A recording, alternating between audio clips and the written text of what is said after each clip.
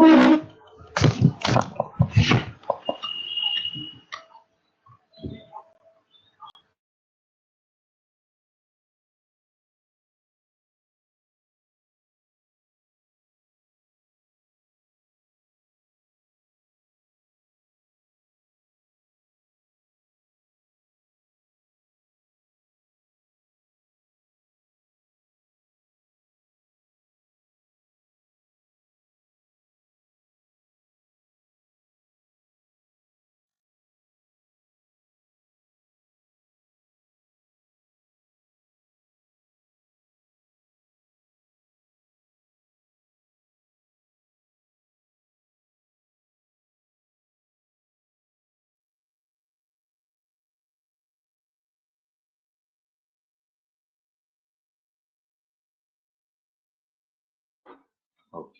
Hi, good morning.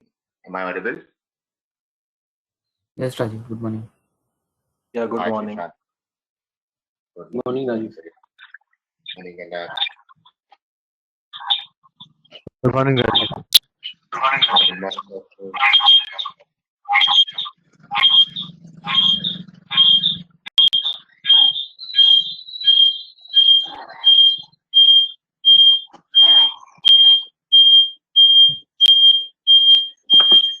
Okay, there is someone's side is an echo.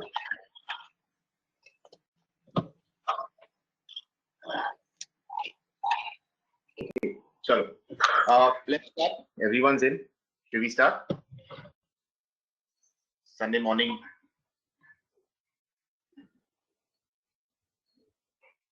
Okay, great. So I want to start with first asking, did you guys receive the work in progress from Damini yesterday? Yes. You did? Okay. Did he go through that? Yeah. Everyone? Okay. Okay. We will. Rajiv, I did not receive it. That's strange because I don't send it out. Damini sends it out.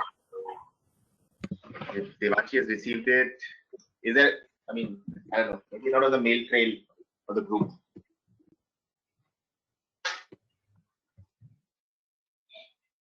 Can you, people who have received it, can you resend it? You have your each. If you have your if your email IDs of each other, can you do that?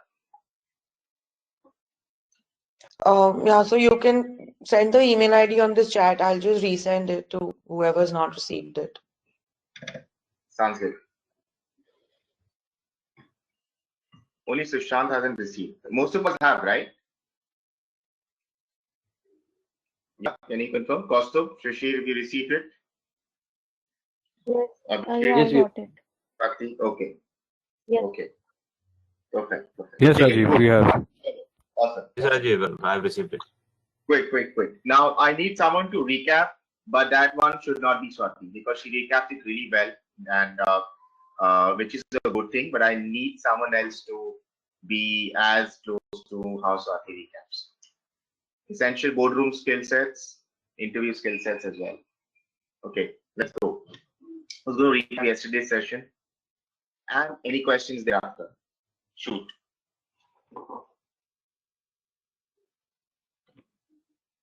So, can I do it? Can I go ahead with it? No, not Devanshi. You do it well as well. Someone else.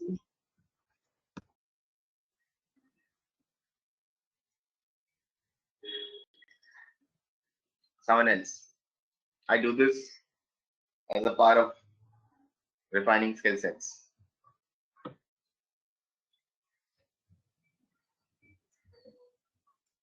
Who'll do this?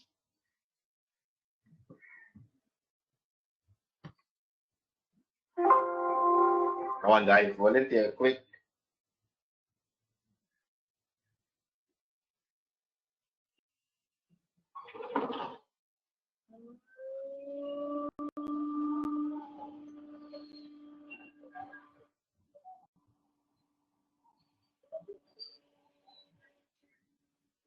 No one?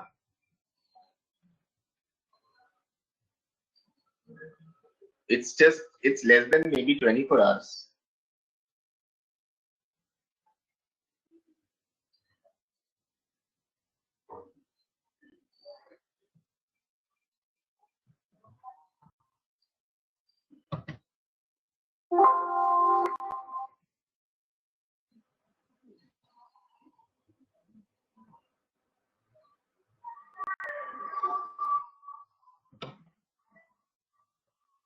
Yeah, who wants to go? Abhishek, I'll start cold calling. Abhishek, you want to do that?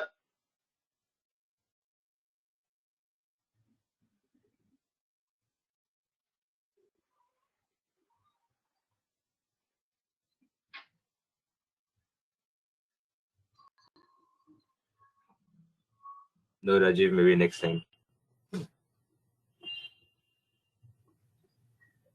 Okay.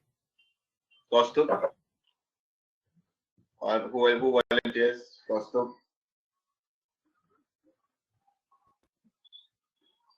Not this time, Rajiv. Why? I'm Why? really not in form. Like, it would take a while to like recap everything. Okay. But board meets are always board meets always need to be summarized, right? Yes. And also promoter meets, right? Okay. Who goes? Who else? Who else? Ria, you want to try?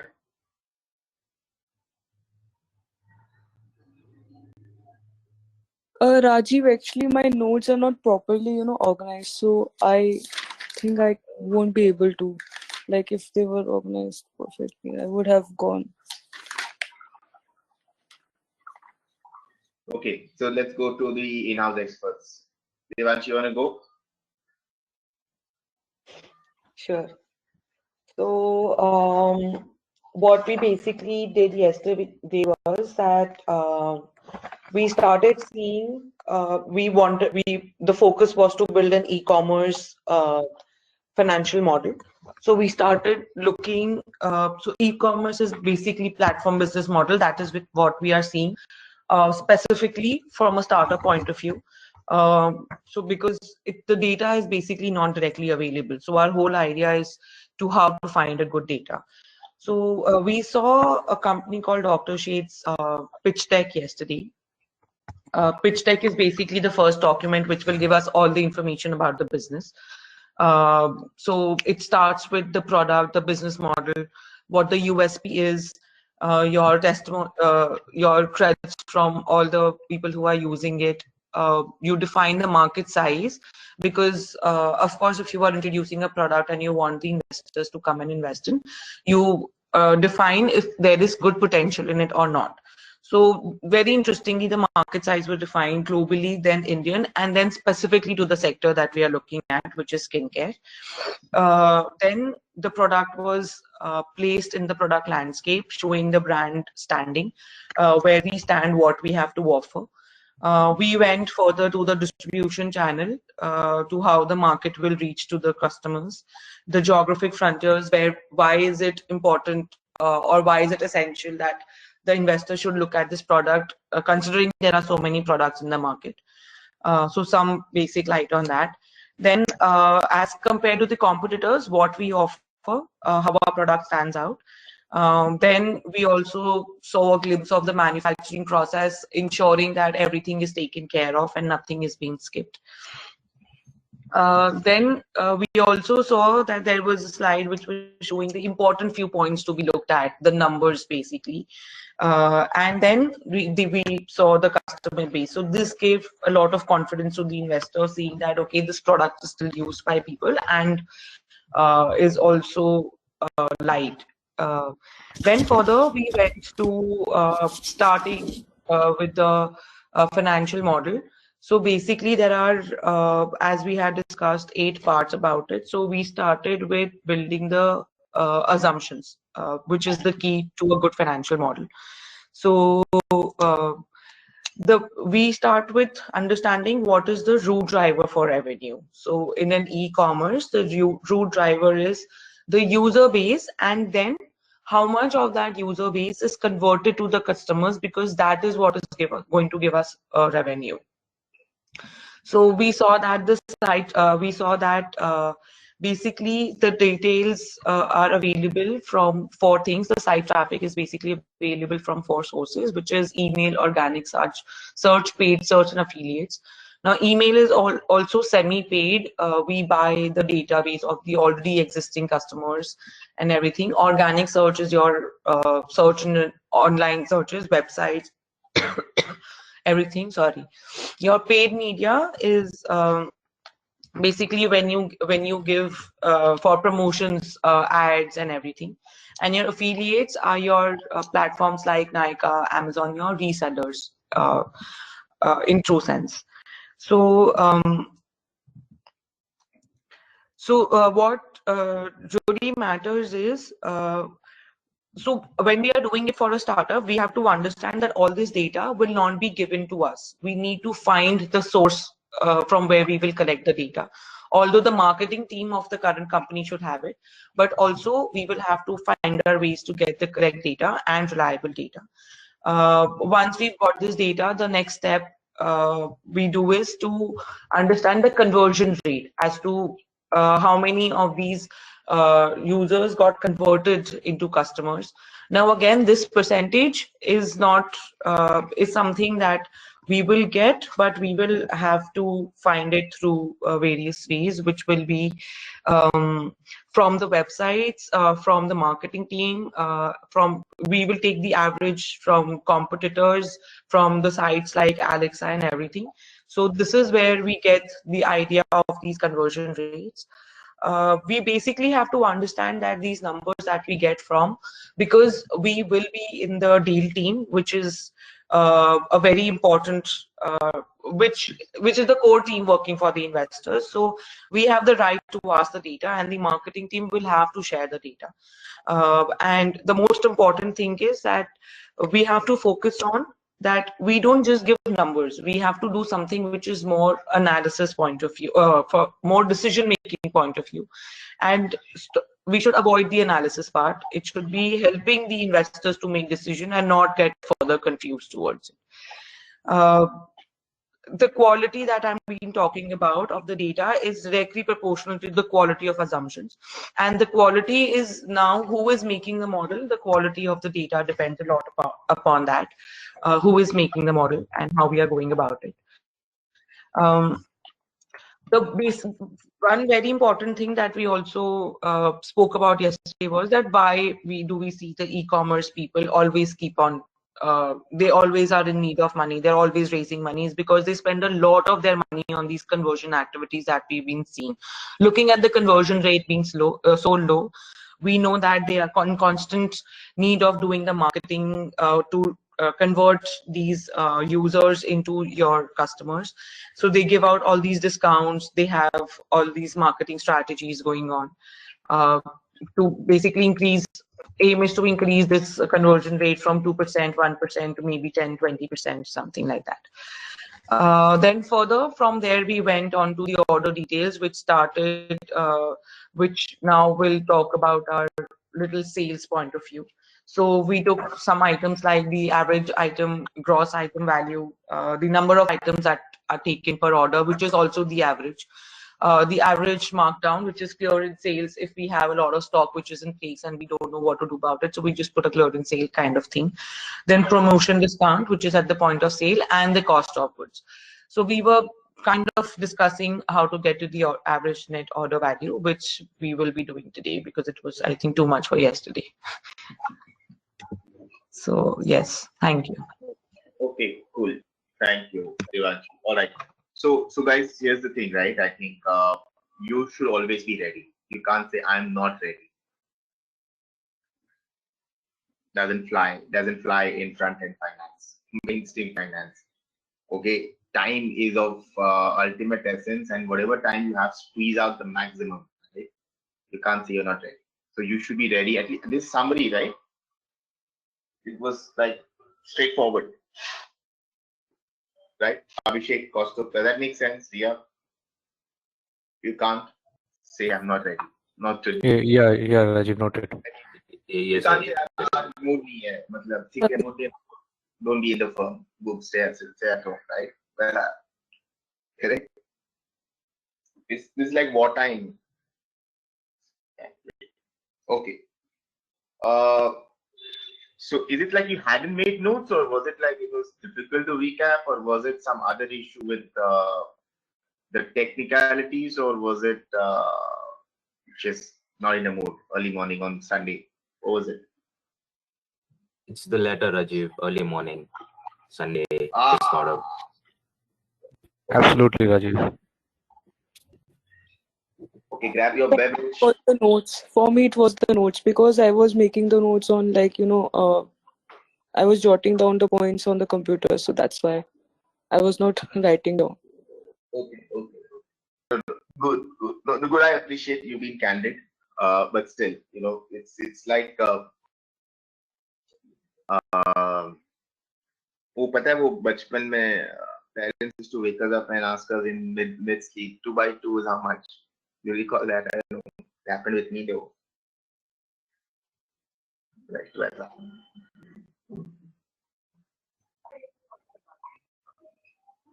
Okay, cool. Any questions? Okay, Devanshi, yeah. Was it you said you concluded by saying was too much for yesterday? Was it? Was it too heavy?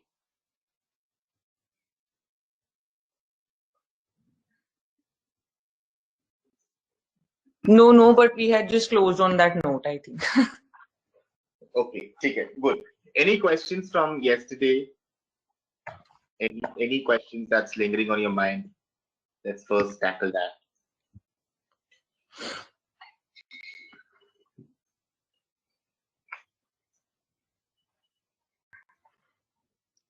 No?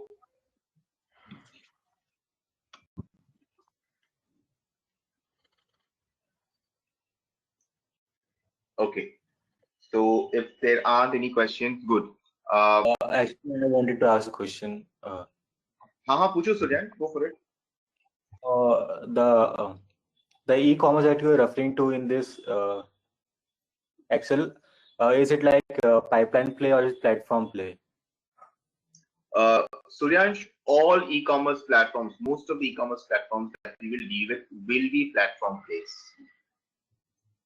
Right? The moment you say it's e-commerce, it has to be a platform play. It can't be a pipeline play. Okay. So what that means is when Domino's when Domino's has its own app, and so does McDonald's, right? Although they are digital, they are getting into the digital transformation of your business models. It's not e-commerce. They cannot call it they are getting into e-commerce because it's one-sided. It's only McDonald's products that are being sold via the app or the web, and that app is a digital touch point. It's a digital point of discovery and a digital point of sale. Correct? Versus e-commerce, when you're talking of grocers or say Swiggy in the same category, grocery and or F&B, it's two-sided. The Swiggy product manager has to attract users on one side of the platform and suppliers on the other side of the platform. It's a data oil. Yeah, does that help, Suryan? So doctor said it just pipeline play. No. So the model, what we're doing is I'm doing a hybrid model for you to understand on the e-commerce side. Yeah.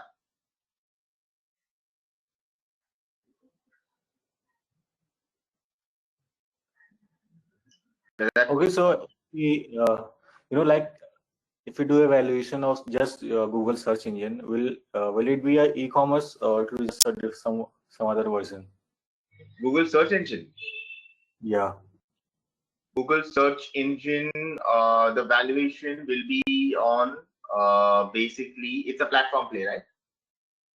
Because it's getting many advertisers on the other side, and the value of that advertisers, the ad spend actually will depend on the number of users, right?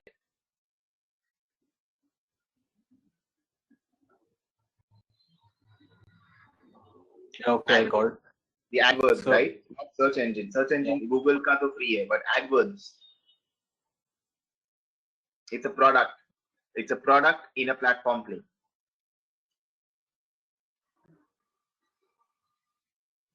Yeah, just one more thing. When you say hybrid, I mean, do you mean like it is somewhere between pipeline and platform, Platform. right? Yes, yes.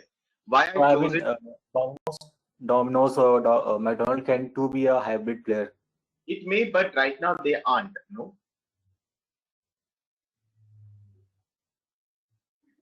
So what makes this Dr. Said hybrid and them not so hybrid? So firstly, they are purely on what I call is selling only Domino's products, right? In that sense, correct? If you look at Dr. Shades, if you go to the website, largely what they sell, I mean, not largely, everything that they sell is a Dr. Shades product, correct? And they've taken the e-commerce route of converting their own website into a platform. The reason being, and there is something called clinic at home that they launched. If you look up the website, right, wherein they're also looking, can we also curate some other products which they cannot in-house develop, but are in line with what they are, doing, which is natural and medically done. So that's the new model which is coming up. Does that help you, Surya, and everyone else? If that's the question in your mind, yeah. Yeah. Okay. Also the So reason the website or apps like Practico plus apps like 1mg, they're combining that into their own specialized. Correct. Absolutely. So the reason I chose to do this, to pick this particular e-commerce model, like the model that we are working on right now, is because you guys should be prepared and of how do future and existing business models work, which is e-commerce, right? Most of them, they're platform plays, not just consumer, but even enterprise tech are platform plays. So if you get a good handle on how to tackle e-commerce plays, you have a good advantage to crack into this, because most of the deals you will do will be consumer tech or enterprise tech going forward. Whether you choose power or whether you choose technology, whether you choose healthcare, whether you choose consumers, right? The e-commerce flavor will come into the model, right? Into the deal making space, right? So no point doing like a conventional, okay, let's do a financial model for Unilever's or some, or hair oil company or some you know what I mean, right? Like another fashion company. No point. Outdated. Those business models are outdated, right? Does that help? Are you guys okay with that, or you want me to change the industry? I'm okay to do that. So.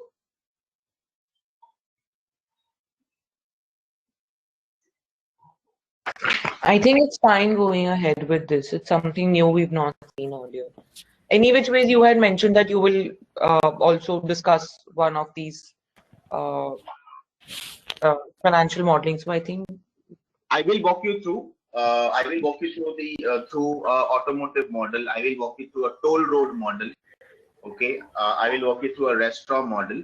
But we may not be able to, because of shortage of time, we may not be able to build it from scratch. But I will give you a broad, this is how the model looks. These are the differences. Right? Rajiv, is this the yeah?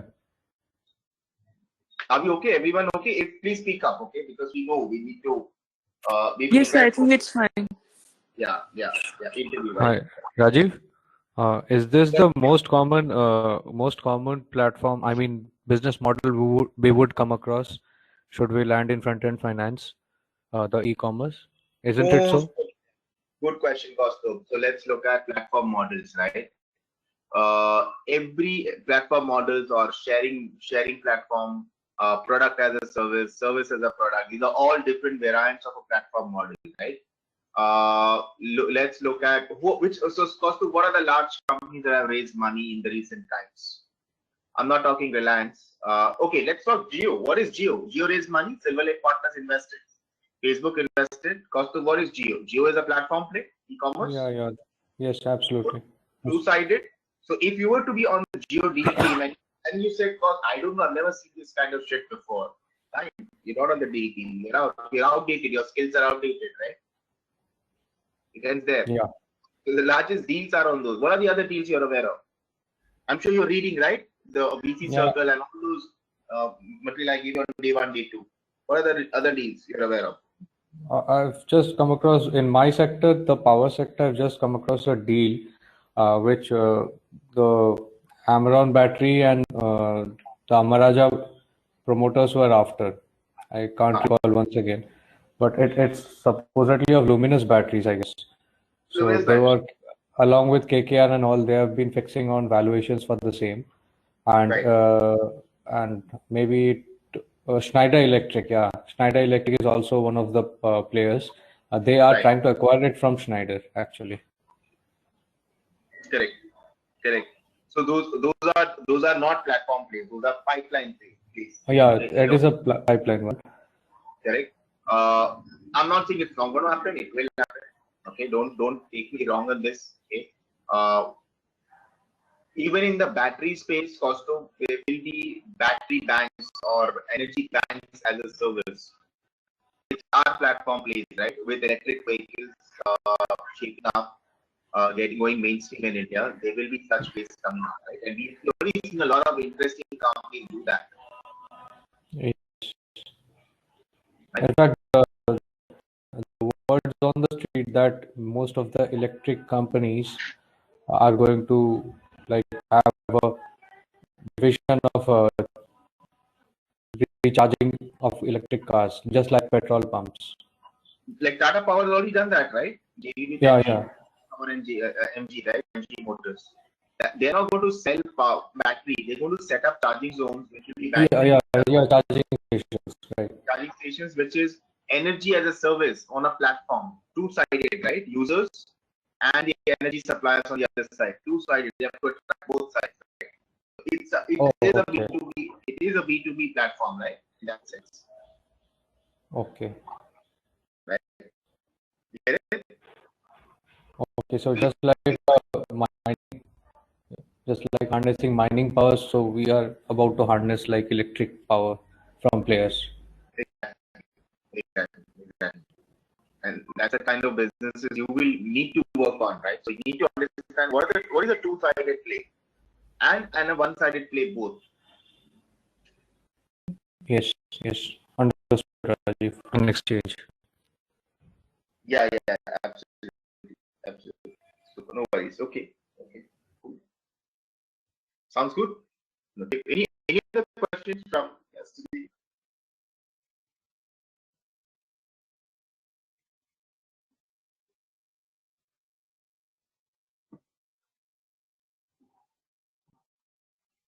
Yeah.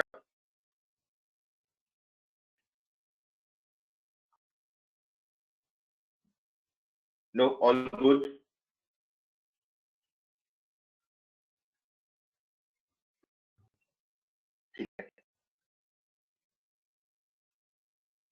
Okay.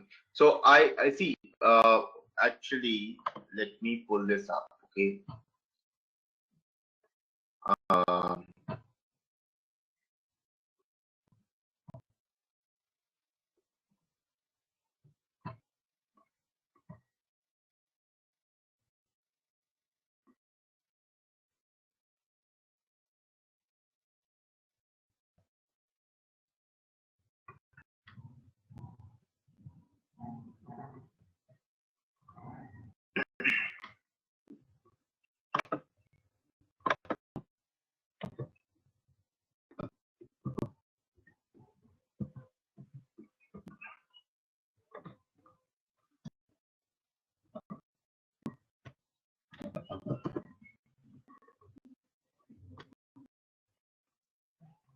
so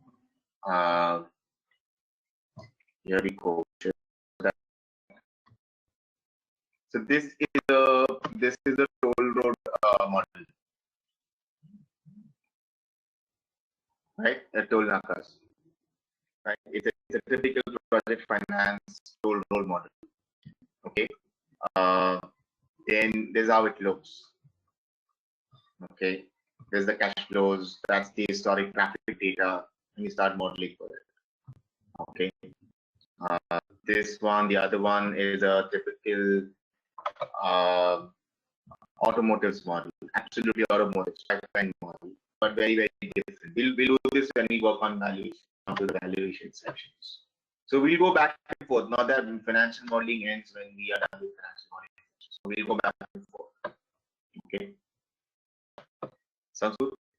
So the idea, guys, please understand, right? The idea of doing of financial modeling that we are doing right now is, it's not going to happen like just one second. It's not going to happen like one second. What just happened?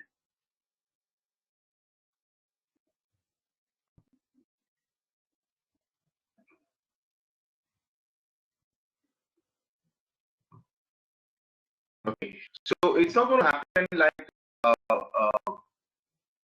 it's only when you do all financial modeling in a session like this, workshop like this, for all sectors you would know.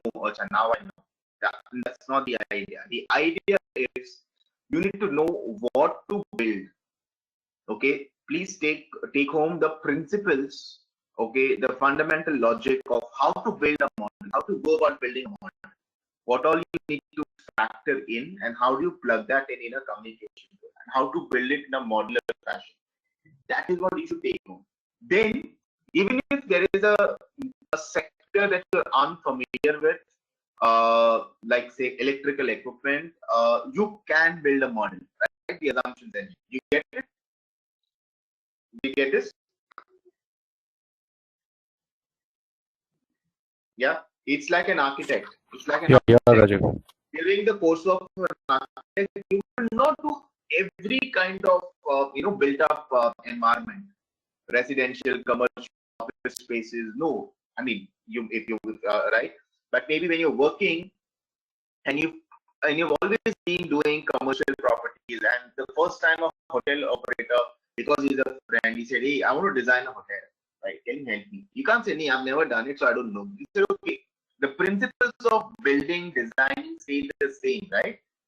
The elements change because the environment changes, the context changes, right? So, and you apply those architectural principles to build and design that particular hotel the way the client needs, that suits his or her purpose. It's exactly the same framework. Please don't take home, oh, we only did e-commerce model, so I don't know how to do a pipeline model. Oh, we only did pipeline model, I don't know how to do e-commerce model. No, the idea is to get clarity of logic. It's the architect's mindset that needs to be applied here. Yeah. Does that make sense? Do you resonate with that approach? Yes. Yes, it's understanding the base and then maybe you can build everything on that. And Yes. don't practice in between the sessions. So pick up an industry and say, okay, how would maybe an umbrella manufacturer look like? If an umbrella manufacturer comes to me, or a forget umbrella, like a sanitizer manufacturer comes to me and he's always product capital. Okay, how would I build his model? How will I convince the story? Okay, how will I enumerate the story? Okay, go back to the same principle. First, understand the business drivers. Pitch deck. We need to start asking questions. Okay, how do you do business? Right? What's your business model? Where are you positioned? What's the competitive advantage? What kind of price point you play in? What's your cost structure like? Okay. What kind of raw materials you're very sensitive to? Correct. Are you a formulations company or a contract manufacturing company? Accordingly, start translating that onto the assumptions engine. The architecture will change, but the principles of the architecture will stay the same. Assumptions engine, break down the revenues into modular building parts, and finally they have something. Is that making sense?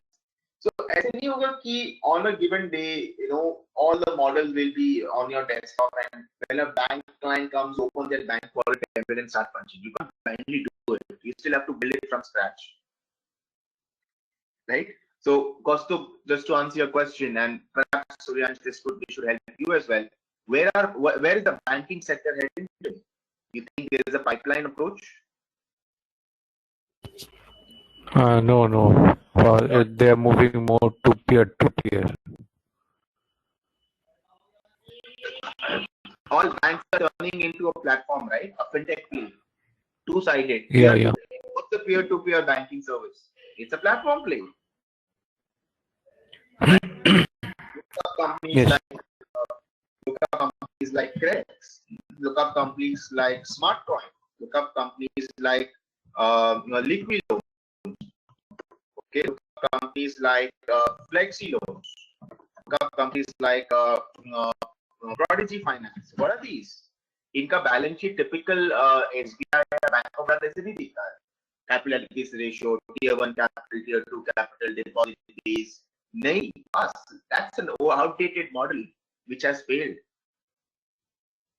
Correct? That's also getting into a platform play. But you are like, yeah, I think we don't know how to do it. You're stuck in history. You're a past. You're history, right? No one wants to talk to history. What is relevant today? Higher skill sets. That's important. And So it Rajiv, helps how right now? Sorry, please go ahead. and it helps to know how models were built historically and how the models need to be built going after. It's right. Principles, whether it's a pipeline or a platform, principles of architecture to build a model stay the same. Assumptions, P&L, balance sheet, cash flow, key metrics, values stay the same. Elements change, context changes. That's it. Your skill sets, you are being paid to find out the right context and the right assumptions. You're not paid for Excel. I'm sorry to tell you this. You're not paid for Excel. You don't want to be an Excel monkey, right? You pay for your brain power, your thinking power, your imagination, left and right brain both together. Okay. Yeah. Sorry. Yeah. What's it? Devanshu, what's your question? So I was just saying that so right now also the old school banks like HDFC and everyone, while they are getting all these fast tags to be sold on their website, all these mutual funds investments, so they are also gradually going towards the platform play. They have to. They have no choice. Why? Because who's the biggest competitor to HDFC as far as insurance selling goes? That's bank insurance, right? Who's the biggest competitor? ACCO, someone like an ACCO, someone like a Digit. So say F you. I don't care your HDFC or SBI. I'm more powerful than you are today because I'm a platform player. I'm going to have more customers than you ever did in your lifetime.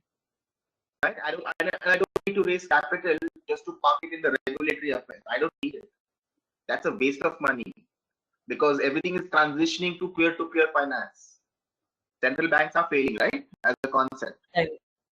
Gradually, there will be relevance. Another 10 years, we would see the central bank this. 10, 15 years. They'll start losing that clout. Right? Because since 1919, there have been so many banking crises, all thanks to the central bank. Yep. So and what is the technology shift that we saw in Dr. Shades, right? The technology shift happening there. Crypto, massive. I'm not talking Bitcoins, but I'm talking crypto as a whole. Crypto is an operating system, by the way. Okay, blockchain and crypto as an operating system. Yes. Yeah, there are universities today in the US and Europe who say don't pay us in dollar, euro, or any currency. Pay in cryptos. There are so many restaurants, cafes, e-commerce companies say we accept cryptos, right? So the underlying forces are going a tectonic shift. We got to be ready for those business models. Okay?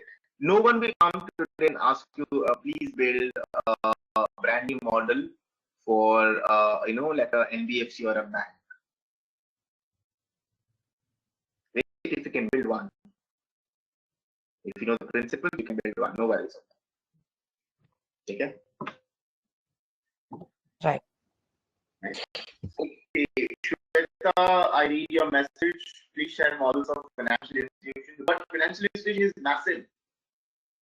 Which one? It's a massive jungle. Are you talking of insurance, reinsurance, fintech, bank, broker dealer, asset manager, mutual fund? Which one? Granularity. Again, granularity. Okay.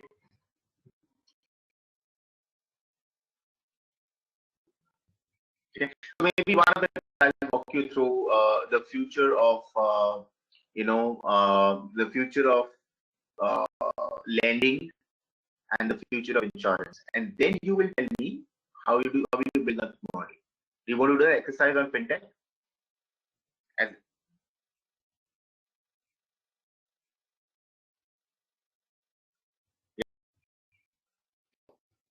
Yeah. maybe, Yes.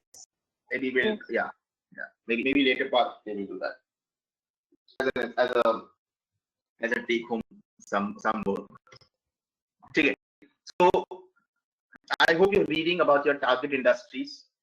It's going to come in extremely handy. Do not wait for the last minute. I know everyone's smart in the room. You can cram it, but this is not the Indian education system where you can cram it in the last 2 days. Okay. This needs a lot of mindset, shift of mindset. Okay. You need to know your numbers, you need to know your industry, how it works, all of those. Right? Like the conversation with, I think I had with Riya yesterday, right? 50%, 2% conversion rate. I think she was pleasantly shocked. 2%, that's it. Right? That's the number. Those are the numbers. Even for Amazon, it's about 1-ish, 2-ish. Right? Not more than that. Okay. So you need to know your industries to that numbers. That's when you get value. Rajiv, Because of that. Rajiv, just a bit off the track. Like coming back to the peer-to-peer lending, the new companies which are popping up, don't we see a trend of the new innovative companies being acquired by the old behemoths usually? Like we might see CredX being acquired by HDFC or some the other companies, Liqui Loans being acquired by SBI in the near future. Yeah. Why not? Why will they acquire this? Because they have accepted defeat. हमसे नहीं हो पाएगा.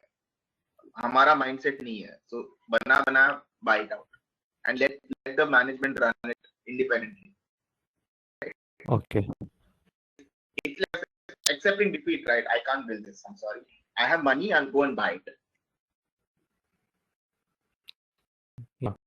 This is actually questioning their so-called banking expertise, right? Hey, if you're an expert in bank, why didn't you foresee this? Why can't you build this? You talk about technology in SBI or whatever HDFC. Build, na? Imagine and build. And you have customer base also. So what are you doing? It's simple, right? Yeah.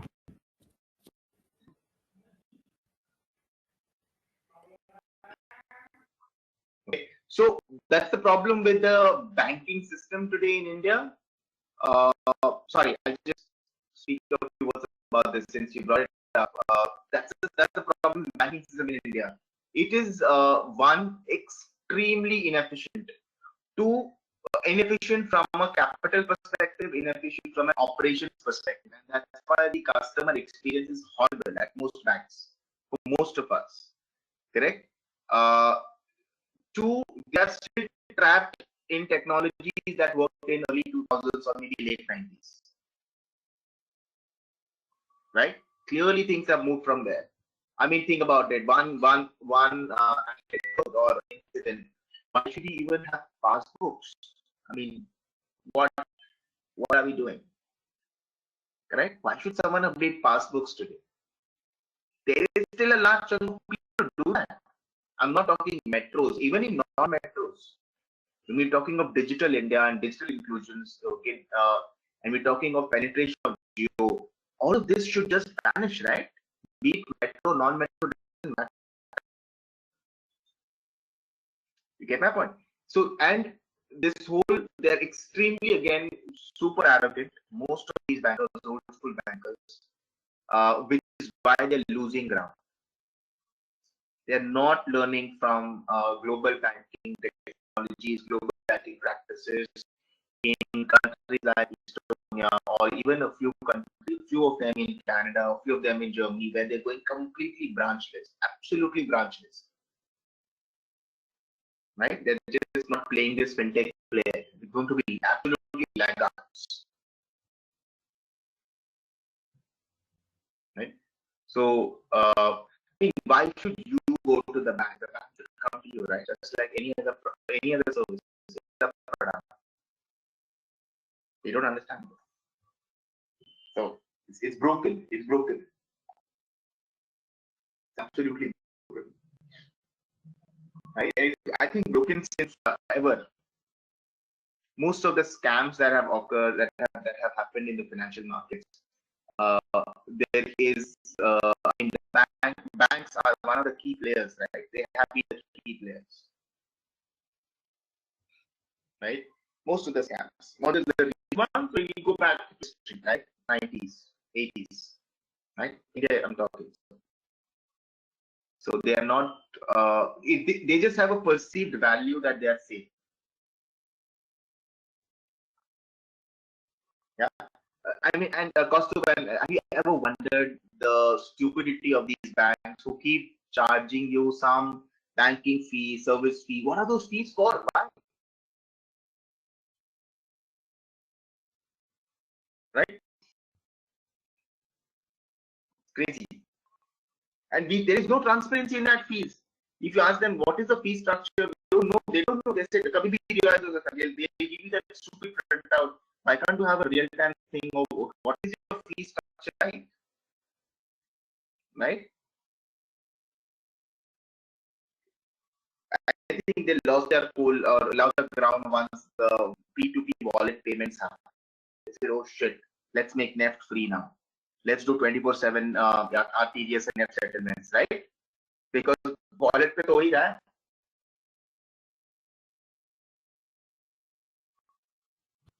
Yeah, absolutely.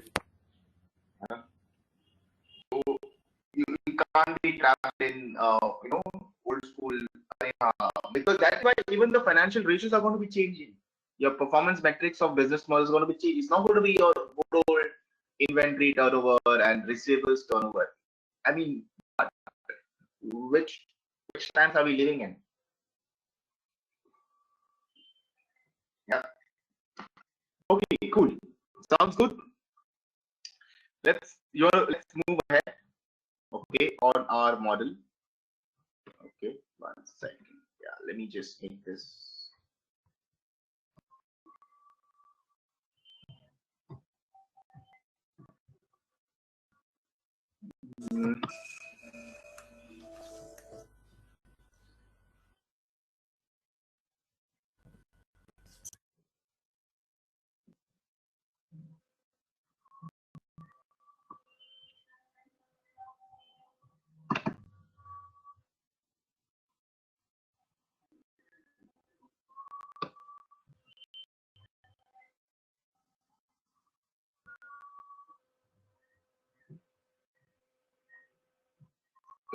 Let me open yesterday's model.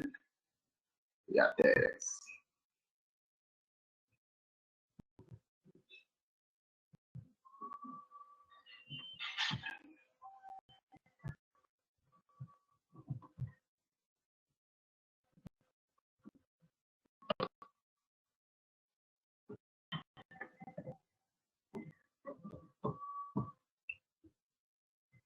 Okay.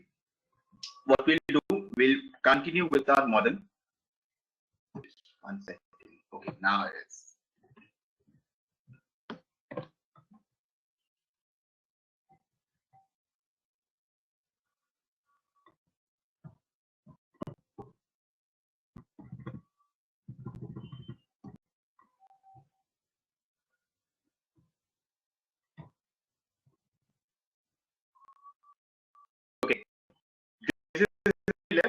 you see my screen? Yeah. Yes. Yes. Any thoughts on these two numbers? Okay, this didn't get saved. Okay. What was this number?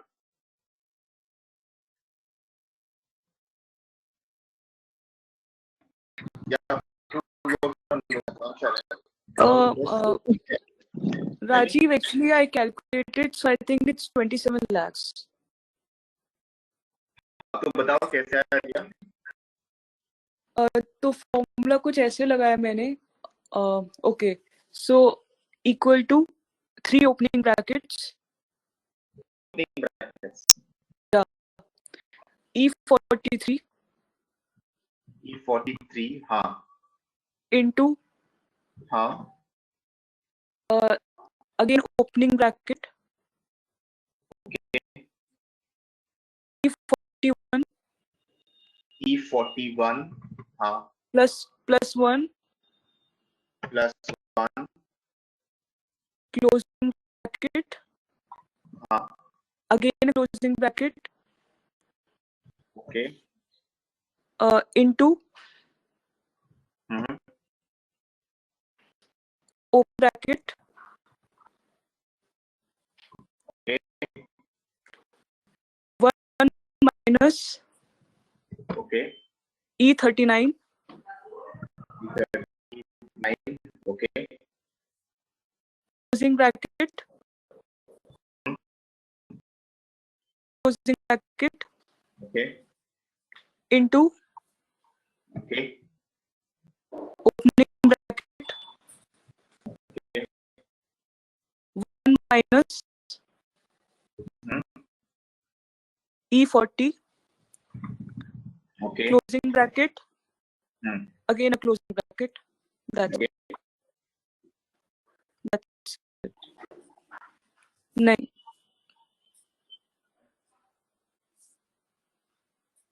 27 lakh आना चाहिए. Numbers check करो. 251, 10, 20, 50%. Numbers check. एक minute आप अपना formula फिर से check.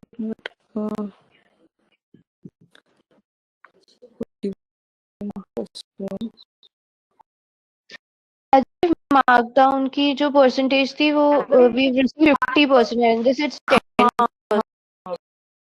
Yes yes. Markdown 50%. हाँ first year 2000. हाँ अब आ रहा है. ठीक है. Okay. Now, what are we computing? Average gross order value. Okay. And average net order value. Any thoughts on this? Do you guys reflect? Is there something missing? I have a very different thought process here, Rajiv. I also tried to work on the Excel when it was shared yesterday. So I am getting a negative value. Negative gross order value. Average.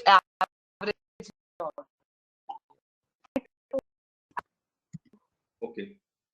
So gross order value is coming just the way it is, but net order value, I don't know. I thought it would be Acha. So let's see. Let's share your screen. Let's see. Share your screen. Let's what you have. Okay, I'm the presenter. So according to me, the cost of goods sold and all these things should be. I am. Are you not able to see it? Sorry. Now we can. Okay. Perfect. So this is what it is according to me. So on the gross order value, what we did was we took the total customer count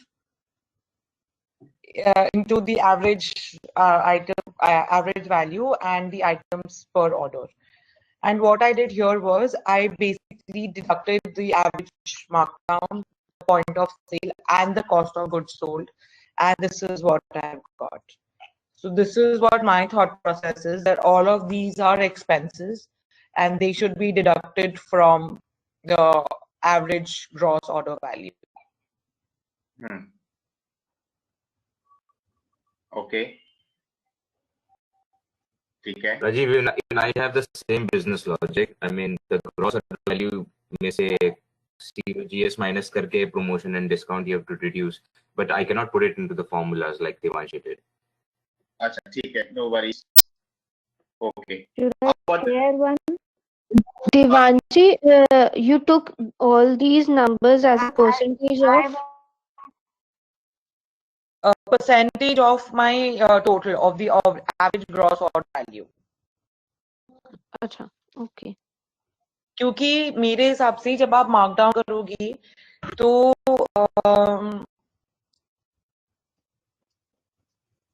वो उतना discount है ना, basically that is the amount of discount you are offering. Already So if my total, sorry.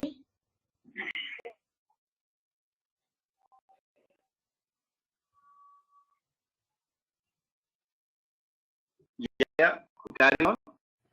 What's confused? So, okay. Continue. I don't know if anyone was speaking, that's why I don't know. So that is my thought process, that from this could be your total sales, but then you further have your COGS in it, you further have given some discount, and you further has given some promotion, and that is why you've derived on this number. So that is what I think. This is what I've computed. Okay, okay. So Yeah, let's Rajiv, first even I agree with what Devanshi said, but I did land up with a negative number though. But yeah, I do think that from the gross order value, the cost needs to be separated in the same lines, like I thought. Okay. Sounds good. Okay, I hear you. Swati, you were trying to say something.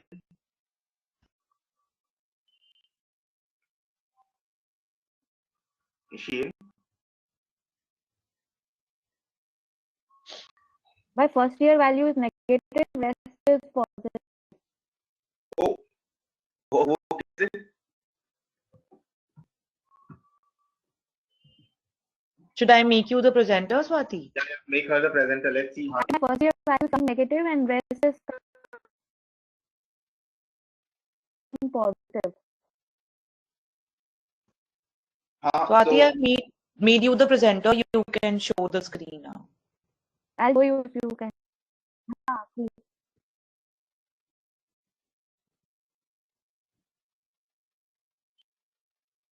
Okay.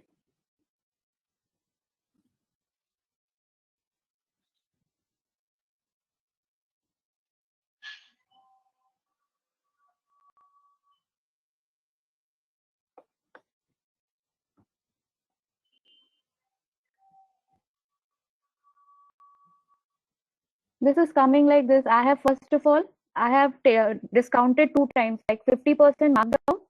Then again, you have 20% average promotion.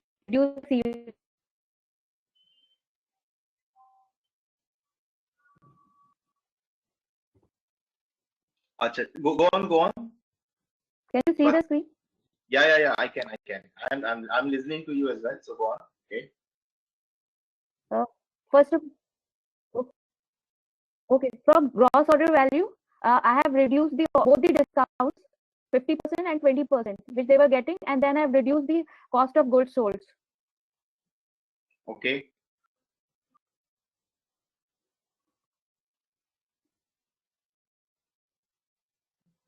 Similar way, I've done it here also. So rest values are coming positive. Because average markdowns is much lower in the subsequent years. That's why, right?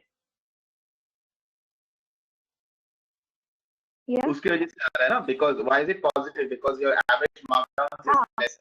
Lower, You can right? reduce by 10%. Reduce to 10%. Reduce because by in the 40%. first year we have. ठीक है. Right. Correct. That. Okay. Fair enough. Okay, what do you? The first time it is higher. Okay. So, any other comments, any other thoughts before I take back the control of the call? I have calculated a completely different number, 13,50,000. Very good. So, Swati, give the control to Akanksha. Let's see her screen now. Okay. Hold on.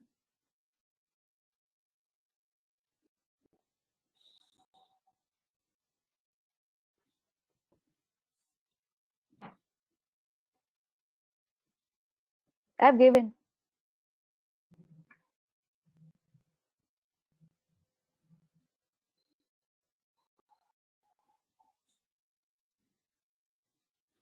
Is the screen visible? Yes. I have taken gross order value reduced by markdown and promotions. If we reduce the cost of goods sold as well, that would lead us to the profits, gross profits. So I haven't taken that. No. Okay. So this is what I think. Correct. Okay. Okay. So, आपका formula is do an F2.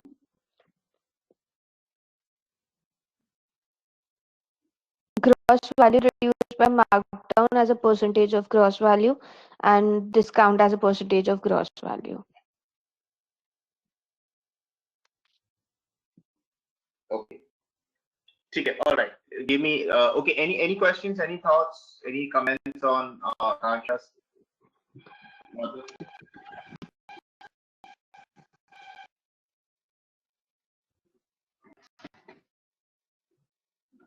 No. All good. But anyway, the Akanksha, from this average net order value, we will have to reduce the cross COGS to get the net. Okay, that is net profit. Okay. Yeah, that will give us profit, not the order value. So that is the reason I haven't taken COGS. Okay. Cool. Akanksha. Smart. Awesome. Okay. Give me back the control and let me take the aircraft ahead. What? Just one second.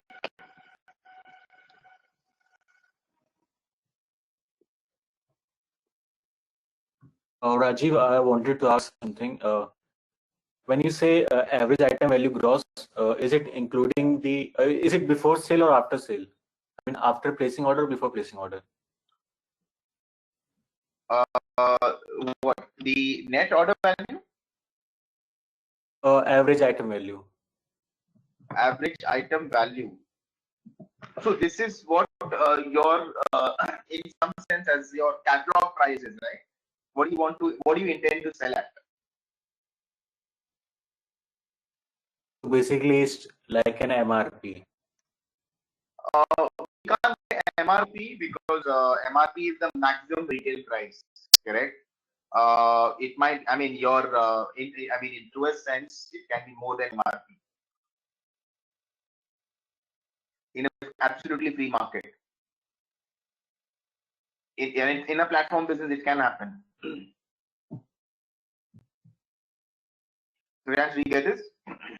It's not. It's your intended price to sell. MRP again, guys. Please get it. Erase it from your brains because MRP is becoming irrelevant. What do you think on that? Because we had this. I think people brought it up the MRP. What do you think about MRP? Is it still relevant? Do you still pay by MRP?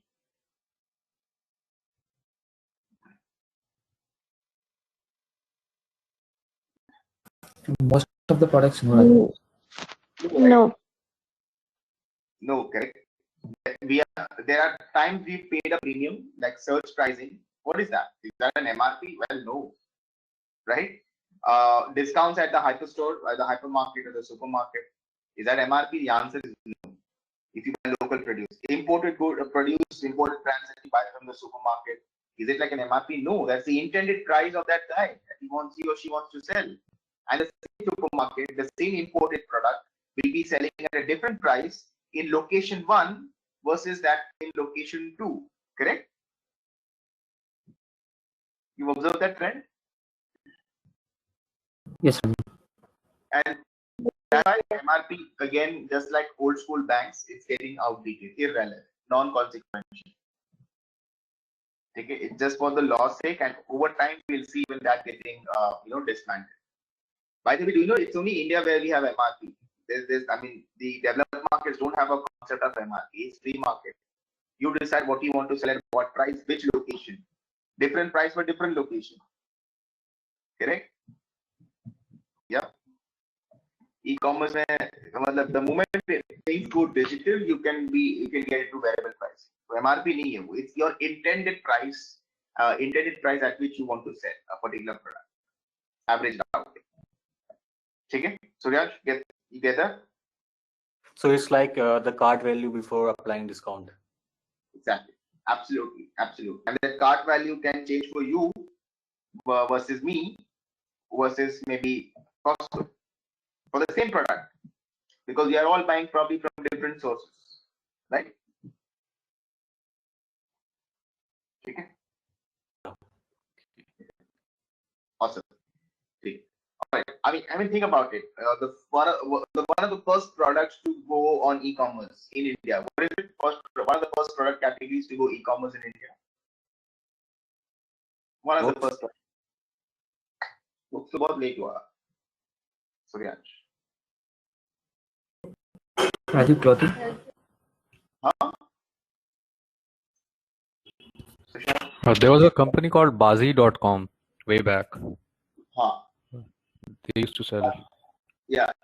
That Bazi was the Indian eBay. Avnish Bajaj had started, and Bazi got acquired by eBay, which became eBay India, right? Which ultimately got acquired by PayPal, and Avnish Bajaj exited and he set up Matrix Partners. Okay. That's the story. Okay. Sorry, I can be sometimes like a nerd like. Okay. No, it's all right.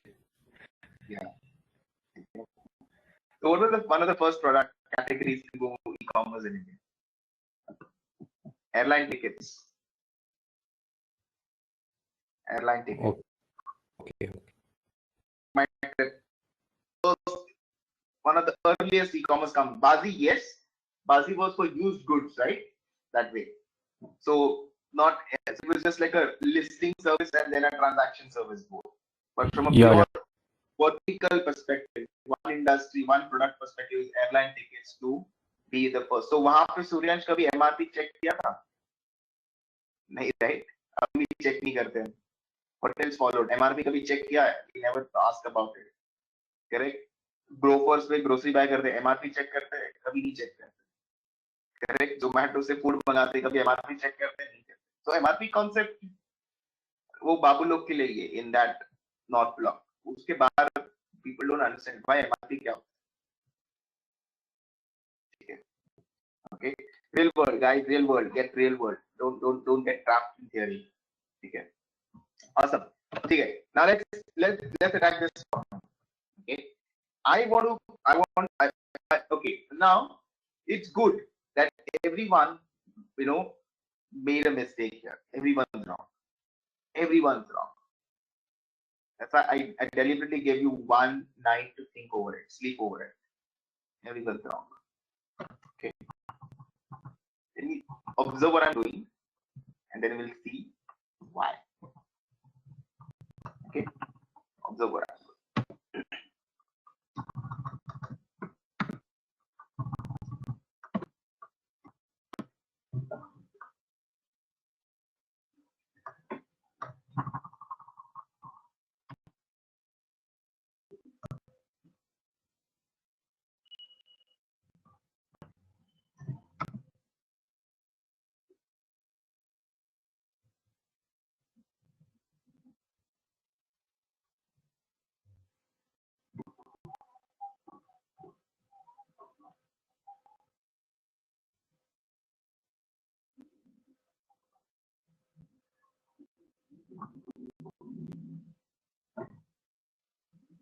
Oh, sorry.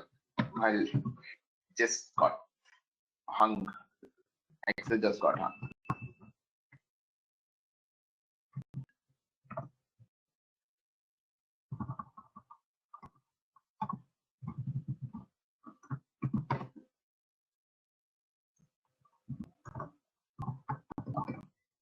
let's set the logic. Okay, we are computing average gross order value. What is the average value of our cart on checkout on e-commerce before any markdowns or discounts? That will be the average item value that we have purchased on the cart and number of items that we have purchased. Right? We are not computing revenues. It is not revenues that you are computing. All of you try to compute revenues, right? We are computing वो cart number of carts कितने बिक रहे हैं, which is 18,000 carts, और वो 18,000 carts per cart का value क्या है? Okay, and then we're looking at what is the net order value. We are not computing what is the profitability per cart, or gross profitability per cart. So Akanksha, you were right, partially right here कि आपने COGS नहीं factor किया, which is good thinking. Okay, good thinking. So your business logic was right, but your data flow was not right. Net order value means what? Gross value of the cart. इसके बाद हमें जो भी markdown देते हैं average rate and average promotions throughout, because you please understand financial modeling is for approximation. Okay, it is not pinpointed accuracy of 4 decimals. It's an approximation. ठीक है, मोटा धंधा ऐसे दिखता है. It is the color of the numbers. Fair enough. Now let's start negotiating. So you'll have to mark down the strip out the markdown and strip out the promotions from the gross value. That's the net part. So the payment that you will receive on an average per checkout of a cart or per sale of a cart is only 75. Sounds good? Any? Okay, I'm open for thoughts, questions.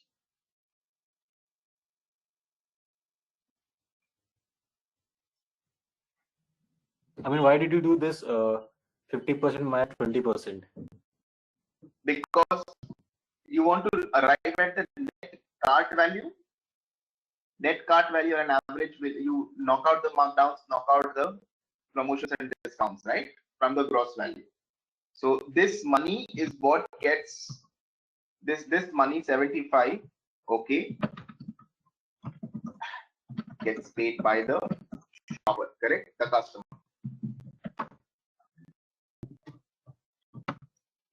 And this is the money you're exchanging, right?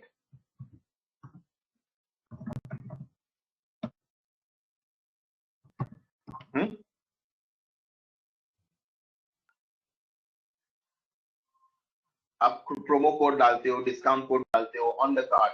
Visualize, again, visualization, right brain, apply creative side of the brain.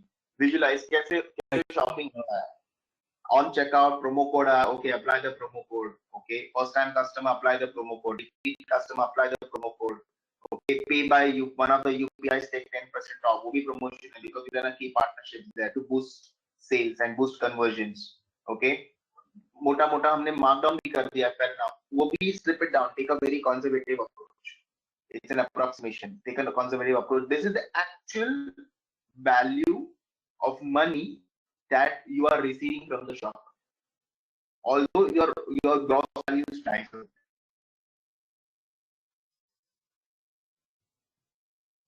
Make sense? Actually, in my experience, when I do the shopping and apply a promo code, only one promo code is applied. Yeah. So, correct. So Rajiv, I think we can take an example of Myntra. Its MRP shows as 3,000, but ultimately you will get at 700 or 800. अगर आपने वही item cart में दिया है तो gross order value 3,000 होगा और net order value कितना होगा? Around 600, 700, 800. Exactly. So that could be a function of markdown and promo discount, right? Yes. That's your net. मतलब 600 रुपया gets paid by the shopper to the e-commerce portal. Yes, Rajiv. Surya, आप पूछ रहे थे, you were saying something.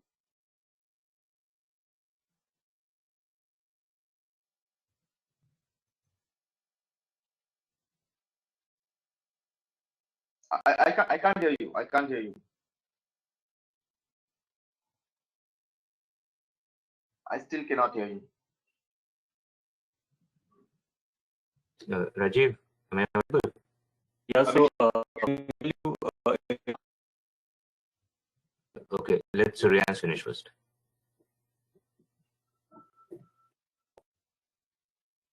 Suryansh, yes, batao. okay, I was saying that when you say average item markdown, or is it before average markdown? The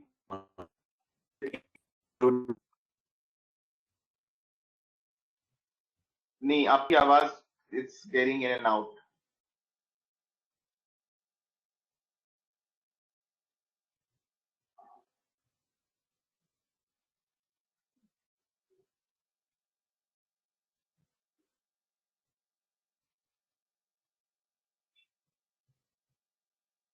Okay, it's going in and out. So maybe Abhishek, Rajiv, I have one question. Sorry. One sec. Let Abhishek go first, then you go, and then if we Yeah. get back to Abhishek, yeah.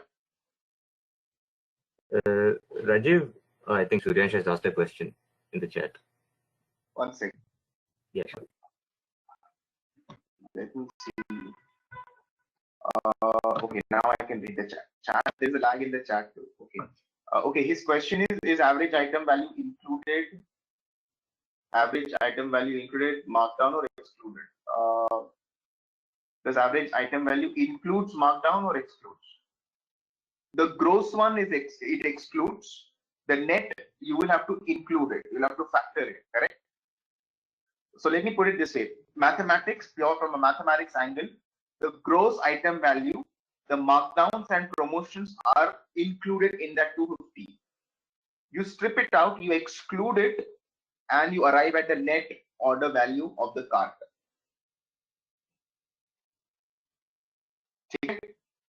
Your revenue build-up will be basis the net order value, correct? Because that is the amount that gets paid by the shopper. Utna amount gets charged on your card or the UPI, whatever the case be.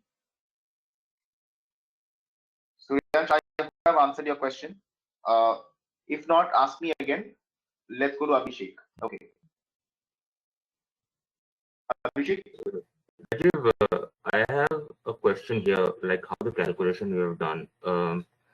What I personally feel that what you have done is, I may be completely wrong. What you have done is like you have arrived at 75 just by taking the average gross value, and like it's just like you have reduced this 70%, this 15 and 20, right?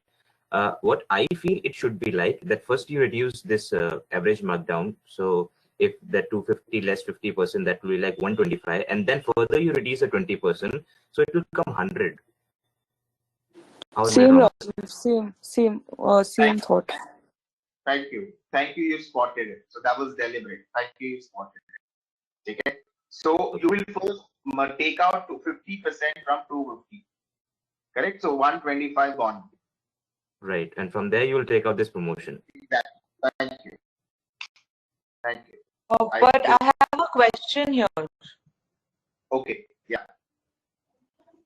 Logically, these two discounts, clearance sales and point of sale, are exclusive of each other, right? So these both discounts will be on 250 only. It will not be that when you've charged on 250, you will charge 20 over that. So it should be 50% of 250 and 20% of 250, which should be reduced from 250.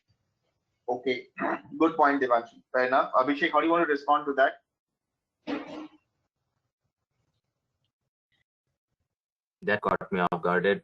Let me think on it. So, as we just discussed like a minute back, that you only get one discount, right? On clearance, you don't get the point of sale discount. Your discount is applicable only one. Either it's a clearance sale or it's a point of sale. So how can you do 50% and on that 20%? Cool. I had that thought in my mind that the clearance sales is not an everyday thing. It's like a contingent thing. It happens once in a while.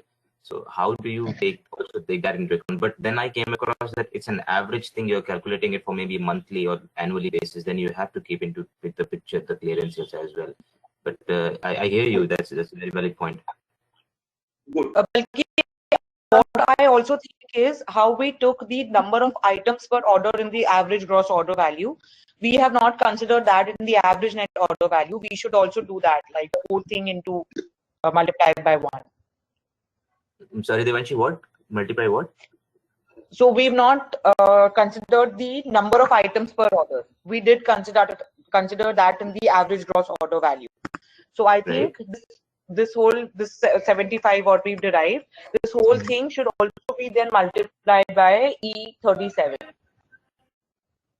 Yeah, gross yeah. order value में से They तो have लेके आना। already multiplied. वो It तो sorry, gross sorry, order sorry. value में से already minus कर दिया ना उसको, तो वहाँ तो multiply we already did, right? Why you want to do it again? So what I'm saying is, according to me, the formula should be the bracket E43, E37 into E38, and then multiply by E39 minus E40. That is what, according to me, the formula should be.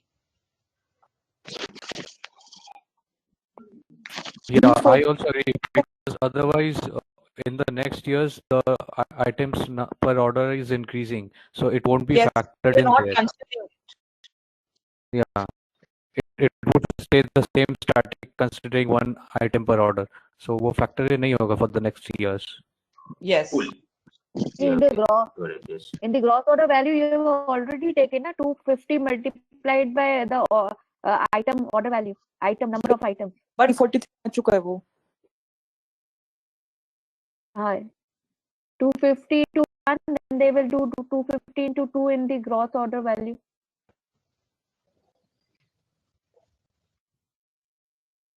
Right, we've already considered number of items per order in the gross order value, and for net order value, I think it's the way we've done is right, like considering 50% of GOV gross order value and 20% of gross order value, because if we take to the basics that MRP reduced by the markdown markdown is always a percentage of MRP. Similarly, trade discounts or any promotional discounts are a percentage of MRP, and that leads us to the selling price. This is what we did. So I guess it's right.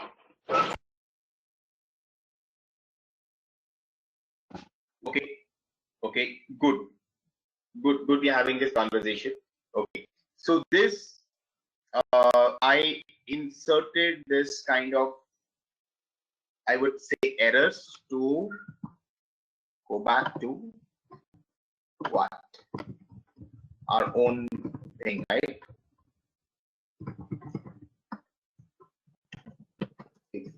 Financial modeling and Excel. Okay. Cool. So we got the business logic right now. Everyone agrees on the business logic. This is per cart that we're computing and not revenues, and we are not computing margins, earnings. So that is clear. Business logic is clear. Yes. Yes. Now the thing comes, which is the interesting part, which I put it out there deliberately, is the data logic. Data logic is also right, but the data flow is incorrect. Correct? Okay. So यहाँ पे business logic is right, data logic is right, and data flow is correct. Straightforward. Now this is exactly what I want you to learn. Okay. I'm referring this to our earlier conversation in the day, in the morning, early morning. Okay. Principles of building, architectural of building the model. If you clear that in your head, you can build any goddamn model. Okay, that's very important. So apply the principles here, and that's where we need to study now. Now, at net order value. So क्या करना है? Should we do this? This is the average. This is a gross, correct? And then you will mark down 50% from here, correct? Markdown निकल जाएगा? Yes, no? Yes. Okay. Yes, So the yes. net order value is what? It should be 1 minus 50%. plus this discount, correct? Do you agree? Yes, no, let me know. Okay, I No, won't do no, it. no. Again, you are no. Yeah, thank you. So I'm going to be I want everyone to be alert. Okay, so I'm going to do this kind of tricks all the time. Okay, are we good with this now? Everyone agrees the data flow, data logic, the gross Yeah, it's value. perfectly right. Let's say we are stripping down the markdown and the promo. So stripping one, so 250 में से 50% निकाल दिया. उस जो वो जो बचा amount 125 में से 20% और डिस्काउंट दे दिया on an average. नहीं नहीं हम ऐसे थोड़ी करेंगे. Okay, तो कैसे करेंगे?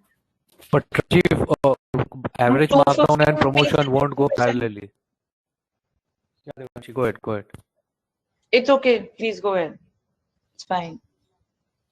Yeah, I was just about to concur what you said. Like average markdown and promotion won't go simultaneously, So, Okay.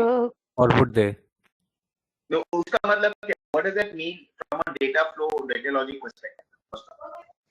So we will first reduce 50% from 250 and 20% on 250. That whole thing will be so these two numbers will be reduced from 250, like reduced from the average item value into number of items per order. so Devanshi, you took 50% and 20% off 250, right? Yes, yes. तो वो 1 minus करा तो that will give you ना 250 में से तो किया 1 minus 250 of 50%, or you take it 250 multiplied by 1 minus 50% will give you the same answer.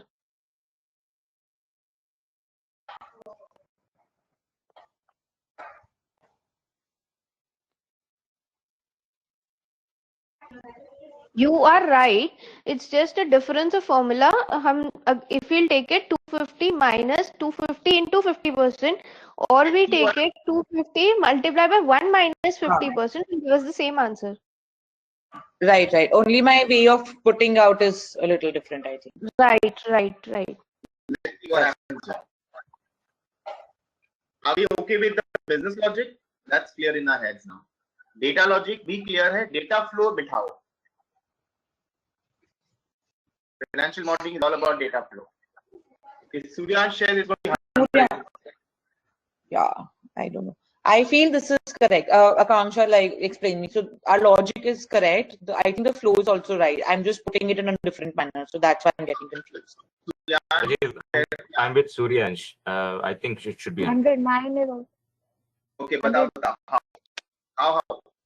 It's an open discussion. Let's see. We are taking discount on discount actually, like that. Okay, let's do this answer one and this is answer one. Okay, यहाँ बताओ what data flow we should connect. Equals to E37. E37, fair enough. Sorry. E43. Sorry. Okay, E43. Okay. Multiplied by. Multiplied by. Bracket open. Okay. 1 minus E39. Markdown निकाल दिया आपने, ठीक है. Bracket close into 1 minus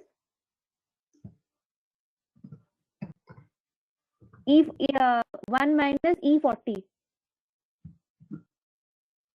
ठीक है. Bracket close. That's it. Thank you. Thank you. Cool. So 250 is the intended selling price. 50% markdown कर दिया. कितना बचा? 125, no? Correct? Yes, no?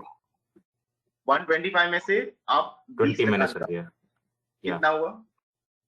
100. 20% 125. 25. 20% of 125 is 25, no? Yeah, it's 120. It will be 100. Yes. Yeah, yeah, Right. 25. Logic. That's how it should be. So Rajiv, like, why didn't we But, factor in the number of times per order? but I The didn't again items. understand why are we taking discount on discount? Yeah, and this also.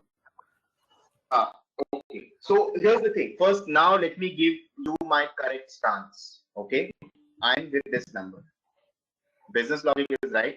From a pure धंधा perspective, कितना shopper पे करेगा ठीक है. List price 250 आपने coat किया था, आप मार्कडाउन कर रहे हो ठीक है, माल खाली करो, फाइन 125 उसके ऊपर मैं आपको डिस्काउंट भी दे रहा हूँ because you're a repeat customer. As a part of loyalty, I'm going to give you additional discount even on clearance sale. Fair enough.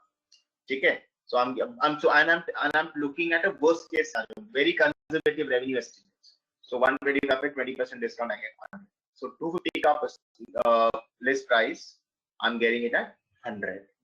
That's the right value. That's the right value. But Rajiv, like, why didn't we factor in the number of items per order? Where? The Here. E38. Yeah, yeah. Because the number of items per order keeps changing every year. तो वो हम लोग ने E43 में ले लिया ना, तो E43 में आगे it will come. Oh, okay. All right. E43 में वैसे लिया था. अगर मैं 3 आइटम खरीद रहा हूँ at an average of 300, automatic change हो रहा है ना. So ठीक है. I didn't get that we have taken it at average gross order value. It's a water flow. It's a water flow. ये number 250 से आ रहा है, 250 यहाँ से आ रहा है. So it's a loop. It's a continuous loop, right? Yep, got it. Okay. Now let's see. Let's contest this one. So I give you my stance. This is right. Business wise, data flow wise, data logic wise. Okay. Now ये बताओ. Why is this wrong? Yeah. So Abhishek, you want to explain why this is wrong?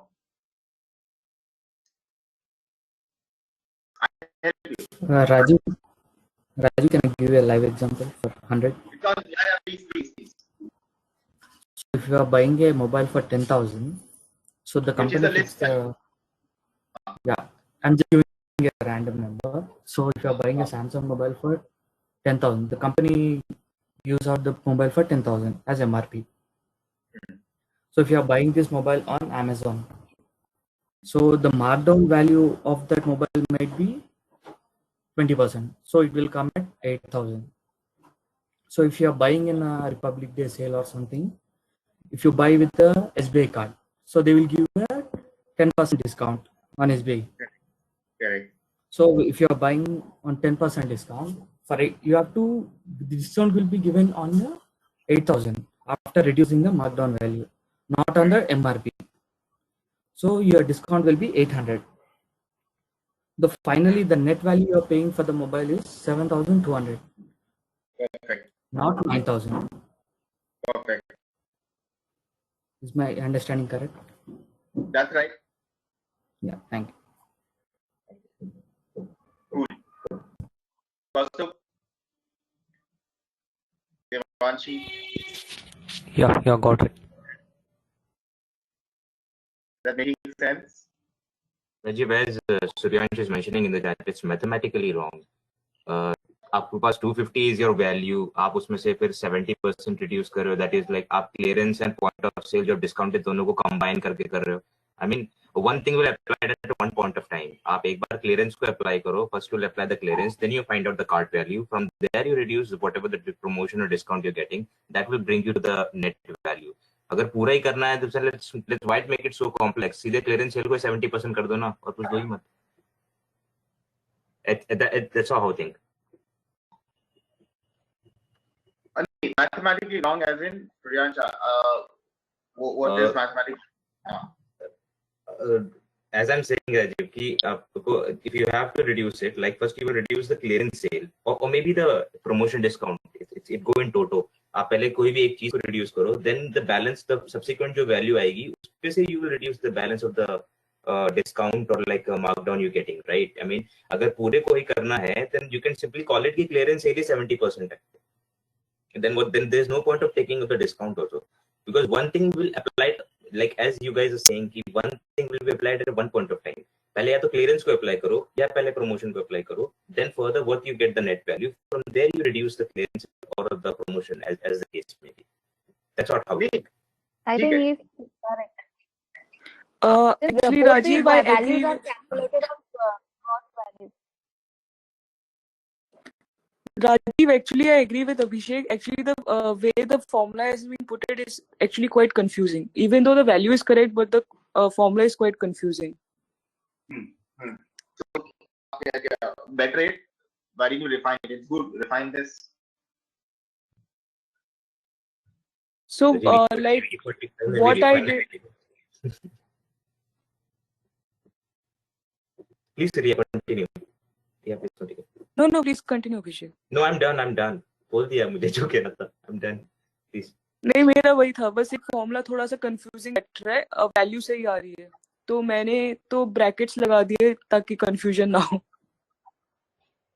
Completely wrong कि पहले दोनों को ही combine करके करा है. Maybe I'm not putting it perfectly कैसे मुझे कहना है, but I think that these will be reduced one by one. आप दोनों को कंबाइन करके नहीं कर सकते हैं. I agree.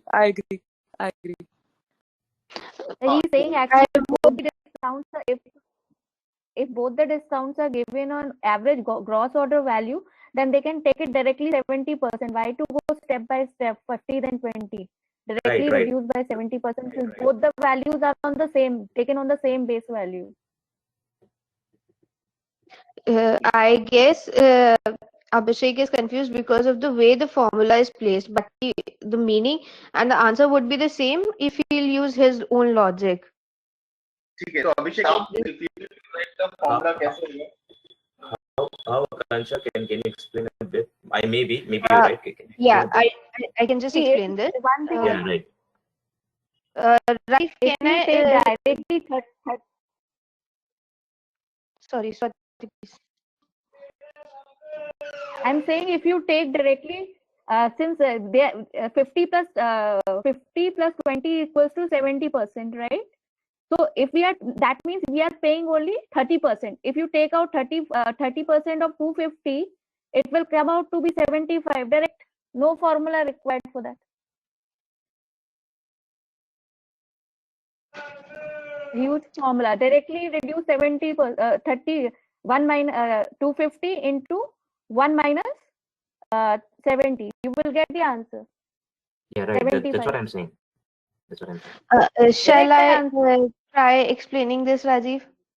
Go for it. Can I please show my screen so it would be easier to explain this because the formula का problem है. Data logic clear है, data flow गलत है, right? हाँ, main सबको problem I guess वही आ रही है. Okay. Let's see.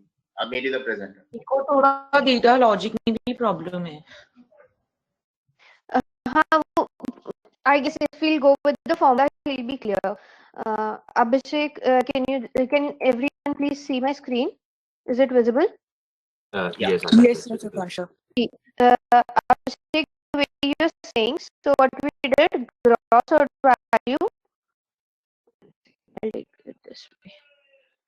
हाँ, gross order value में से you were saying first to reduce discount, right?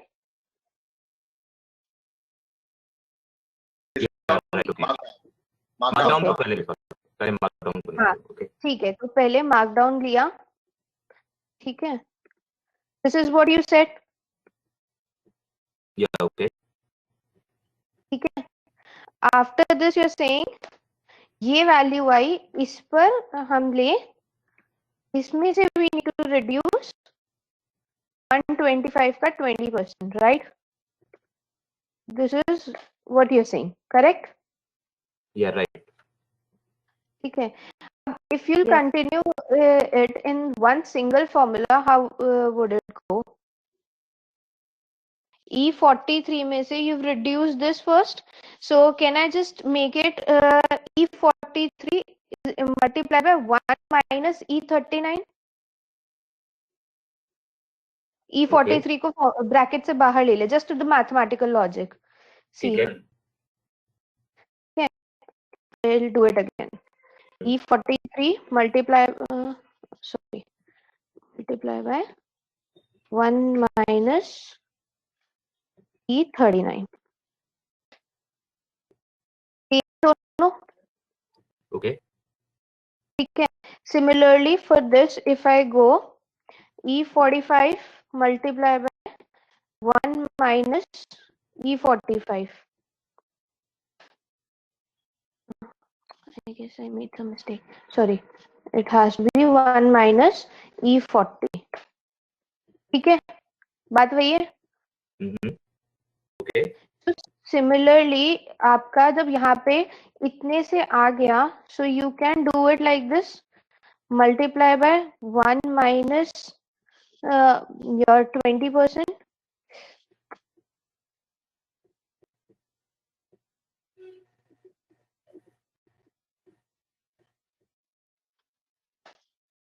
This is also gonna give you the same answer. Yeah, right. तो यही तो किया. E43 अब इसमें आ रहा है ना, इसको बाहर ले लिया हमने. Yeah, that's what I'm saying. I think you got me wrong. मैं वही कह रहा था. This is the right thing. I don't have a problem with the formula. मैं कह रहा था कि why the formula Devanshi was saying that could be wrong. This is clear to me. हाँ, so that could be wrong because you are not taking it as 70%. आपने क्या करा? Given amount के ऊपर 20% लगाया. Same amount पे 70% का discount नहीं दिया है. 100 रुपए पे 70% का discount will give you 30 rupees. But 100 रुपए पे 50% का डिस्काउंट and balance पे 20% का discount will give you a different amount. That's right, Akansha. मैं इस पे बात नहीं कर रहा हूँ. I'm telling about the another one in which we are getting the 75. जो पहले formula which we applied now, जो Devanshi was saying that was right. On that I'm saying कि उस वाले पे मैं कह रहा हूँ कि that logic is this कि 50 plus 70 करके और 20 करके उसमें because 250 less 70% that will give you 75, right? मैं उस पे कह रहा था. Not on this. This is clear to me. Okay. Yeah. So thanks for the help. Okay, Akansha, thank you. Make me the present again.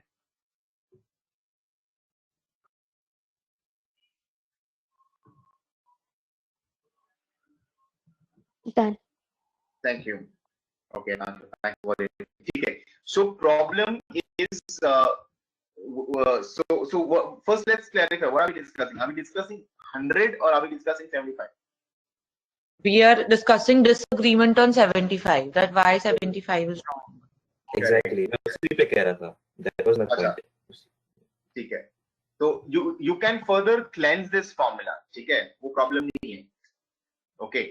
तो यहाँ issue नहीं है. So Suryansh is saying mathematically wrong क्या है? ये wrong है कि 75 wrong है कि 100 wrong है? Rajiv, I think he went for the 44 because we think me, Suryansh, and I think Swati, and Riya, we are on the same page. Suryansh is saying 75 is wrong. Yeah. So you and I, Abhishek, Suryansh, you and I, Swati are on the same page, 100. Even Akansha is on the same page, 100. Yes, right? yes. So the problem is 75 mathematically wrong, which is correct. It is mathematically incorrect because आप discount पूरे list price पे कैसे दोगे? You will give a markdown and markdown पे discount होगा ना? How does the water flow of the Sushant give a very good example. So I'll give another example. See, when you go on Nykaa, okay, now there is a separate set of discount which is just clearance sale. There is no discount on that. So there are products and they are on clearance sale. But we also have other products which are on promotion discount, which is like 5%, 10%. So they are not discount on the clearance amount. They are two very separate identities. So the products which are on the clearance sale are having 50% discount on their list price, and the products which are on the promotional side are having discount on their list price. They don't have a discount on the markdown price. Devanshi, yes, that is very what we call is very I would say very tactical. At a point in time that could change, right? But over a period of time, the larger business logic is markdown पे discount होगा. And please understand, we are doing an average of the overall business model here, right? So revenue stream, average revenue stream कितना आ रहा है? Average discount इतना आ रहा है, average markdown कितना आ रहा है? We may not give markdowns for every product. We may not give discounts for every markdown product. We may not give discount to every product. There are three different possibilities, correct? But if you start modeling for those nitty-gritties, आपका model कभी खत्म ही नहीं होगा, because you will never get an approximation of revenues. A model is approximation of revenues, approximation of the numeric element. It's not precision, because somewhere you have to take the average pattern, right? What are the broad patterns of the business? There could be a case where the business policy is we don't do any markdown because our procurement is really good. We know exactly what to procure, so there is no situation where we have to subscribe to a clearance sale. Whatever we buy, we are able to sell it off in a given reasonable time period, for which we give promotions and discounts. But what if in a certain year like COVID, you will have, even though your policy is not there, you'll have to adopt to this strategy, markdown and promotions. Are you trying to get my point? The idea is not precision. Yes. Because see, these are sales tactics, correct? Which can change, which changes week on week based on the previous week's traction, correct? Upcoming festival season, upcoming retail spend, upcoming extended holidays. These are tactics. Financial model is not for tactics. That will be a sales model which you will build. Different scenarios to maximize sales. Uska financial model बहुत अलग होगा. That will be a part of financial modeling for sales. These are financial modeling to arrive at what is the approximate value of this company. The use case is different. Okay.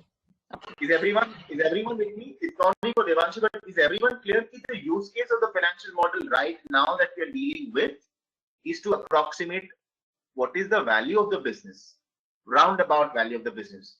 You can build a financial model for a different use case, which is to simulate sales, only revenues. You're not concerned about financial valuations, only revenues. So sales guys will have a different financial model wherein you will build these kind of different detailed MIS driven models. Key particular product category, like I will only give markdowns on any inventory which is beyond 90 days of holding. Any inventory, or I will give markdowns only on inventory which is the kids wear. For example, I will not give any markdown on maybe like menswear. Right? That's the sales strategy. No, uska model of course alag dikhega.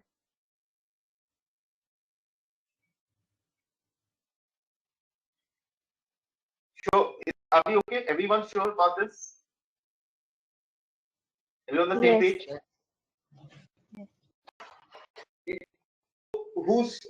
You're on Devanshi, recap. You're on the deal team we're on the deal team to approximate the valuation of the company. We are not on the sales team to approximate revenues or predict revenues. But to approximate valuation, we need to approximate revenues, right? Average पे ये करते हो ना as a business. You have this conversation with the sales guy and the founders. Average you do this, right? Let's take a conservative approach to valuation. Let's say every product category you do a markdown and every product category you give a discount. Conservative sales kya hai? Always good to be conservative.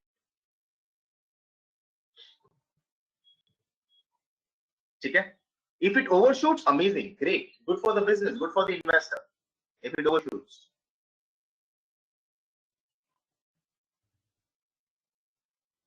Okay, sounds good. Okay. Any questions?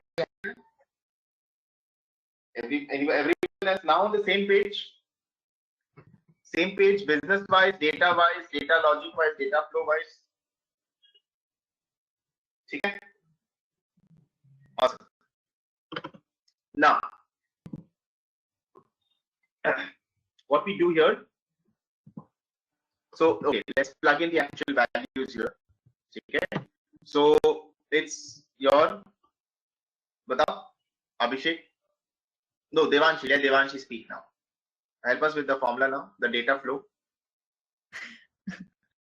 Okay. So this is E43 into E43 minus.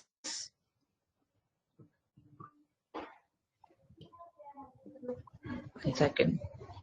You can do 1 minus. No. I'm going wrong. 1 second. So it will be 1 second. Just give me 1 second.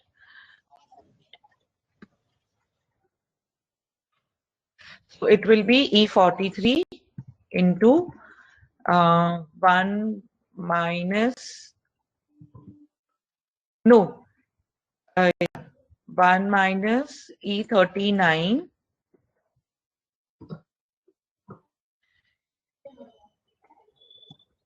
into so 1 minus 39 bracket close into 1 minus, again bracket open, 1 minus 40, E40. Sure. Bracket close, yes.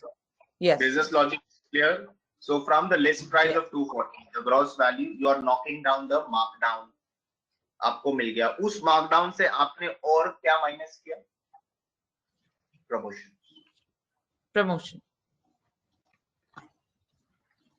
ठीक है? Yes.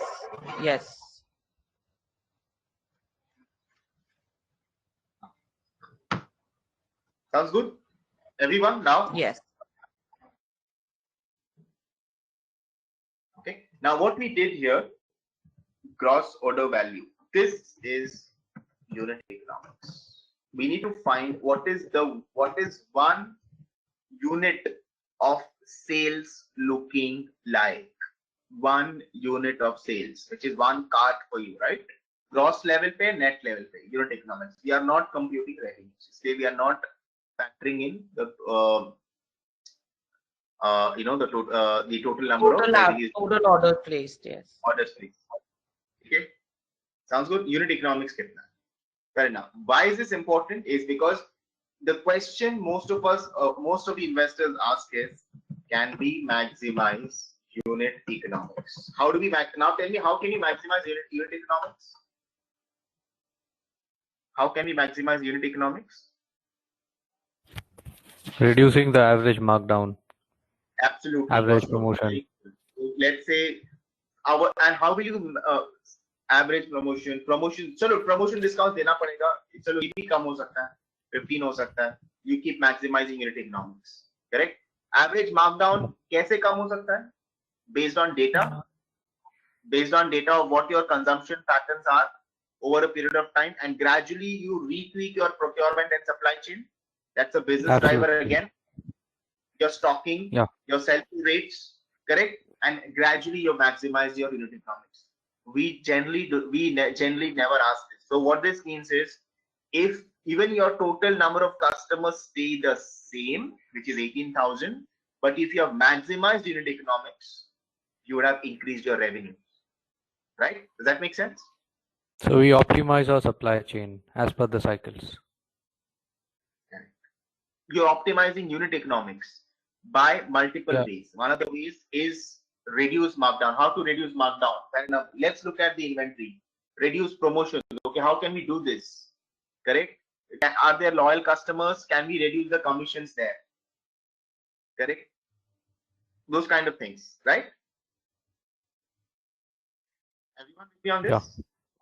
Yes. So you need to have a conversation about the business model in quantified terms like this when you're pitching to the investor, or you as an investor when you're trying to invest. Both sides of the table. See, what do we generally do? Revenue growth, right? Generally, financial analysis kya karte hain? Revenue growth by 10%. Does it really tell you anything? Not really, right? But this will give you a lot of insights into how could the business evolve, how could the business scale going further. Yeah, figuring out the root drivers, very important. Business drivers hai na ye sab, that drive the financial numbers, never the other way around. Sounds good. Criticality of unit economics, that's why we modeled it. Now we can keep simulating. Why cost of the other way to manage unit economics? items per order badao. Why can't you do this? Why can't you not know what the existing customer needs, the existing shopper needs? You have data, you're a data-driven company. Find it out. Right? Maximize unit economics in multiple ways. Yes, Rajiv. It's one of the Keep ways. increasing average item value. Abhi aapne 250 rakha hai. And now keep going up. Increase high value items. Let's see if it flies off the shelf. Multiple ways to maximize unit economics. Sounds good? Everyone with me here? Okay, any questions? I'm going to pause for a while. Any questions? Any afterthoughts? Suryansh, all okay? Sushant, Shishir, all okay? Priya, Shweta, Yes, sir. Shiva, Yes. Anurag, okay? Devanshi, all okay? Yes, now I've understood a little. Next time you buy your Mama Earth, you know what was the cart value is like, right? Yeah. So why buy Mama Earth? Buy Dr. Shades. Okay. Dr. Shades is a little expensive. Oh, average item value ज़्यादा है. Yeah. Mama Earth is still cheaper. So yes. You see, we are in the mass state space. It's not for everyone, right? Okay. I'm Sounds good. sorry, I couldn't get what you said last. You will see What I what? was saying is, you see, we are in the mass state space. We are not for everyone. Yes, absolutely.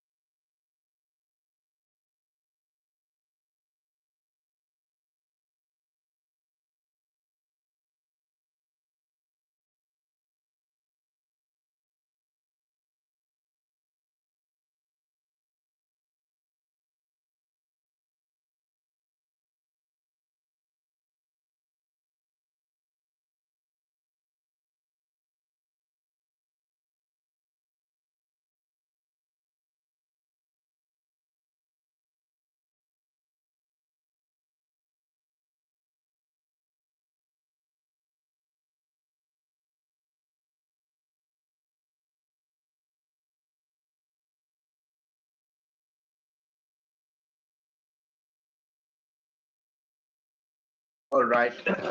I'm back. Is everyone back?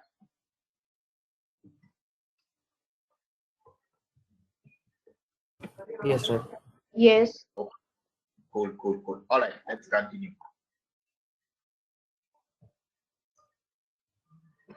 Okay, so just to quickly again. Okay, ये हो गया. अभी इसके बाद क्या आएगा? चलो, इसके बाद क्या आएगा? We've done visits. कितना ट्रैफिक आ रहा है? Each source. Conversion rate from each source. Orders placed. कितने customers आए? वो भी कर दिया. अभी तो order details भी factored in. Right, and this whole unit economics, we computed the unit economics per cart. Okay, what next? Customers. Yeah. Rajiv, what about returns? Sorry, Abhishek, क्या हो रहा है? Returns नहीं होते हैं, sales return. We'll look at sales return. We'll look at returns. Hold on. We'll talk how to. We'll look at returns in a while. Okay. I thought that should be next. Okay, fair enough. It could be. You're right. It could be. But let's deal with customers first. Okay. Okay. So customers, you have now the actual customer count, opening customer base and closing customer base, both. We'll look at the churn rates, new customers, and the closing customers, right? So who wants to take a stab at how will you compute this?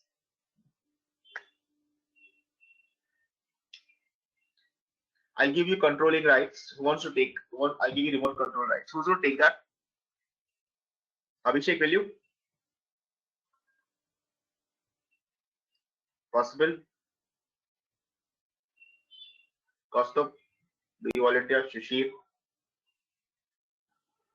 Nakaksha?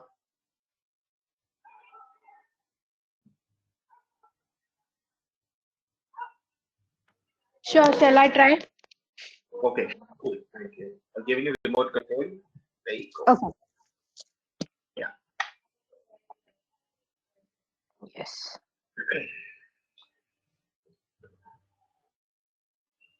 So, opening active customer base, we can take this, we've calculated.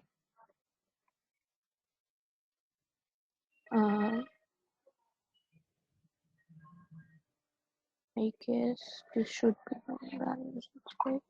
This order placed is only the thing. We had changed the name yesterday, but that wasn't saved. Yeah.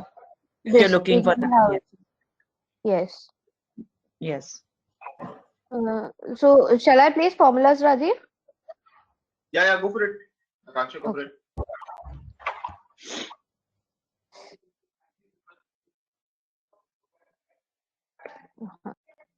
So this, then plus new customers, I guess we should take a percentage or some assumption over here.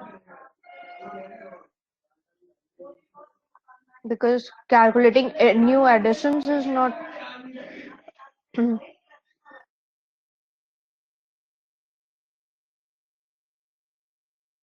total, and then churned customers के लिए तो this. I think this plus new customers will come from the next year when we have the growth rate, I think. But yeah, we can say so. Yeah, this has a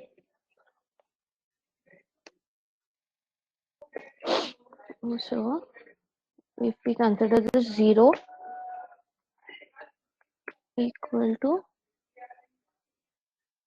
this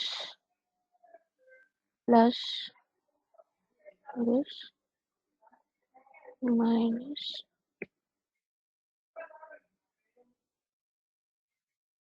multiplied by 1 minus mistake equal to this plus additions.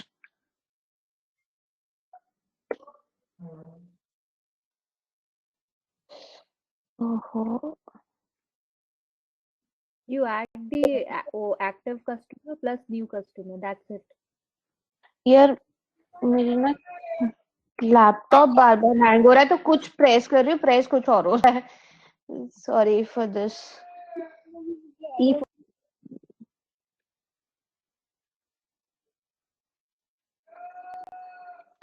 equal to it's not working again E48 plus E49 okay multiply by 1 minus E47 This is subtotal. this is So you will So I calculate it later. Less churned customers.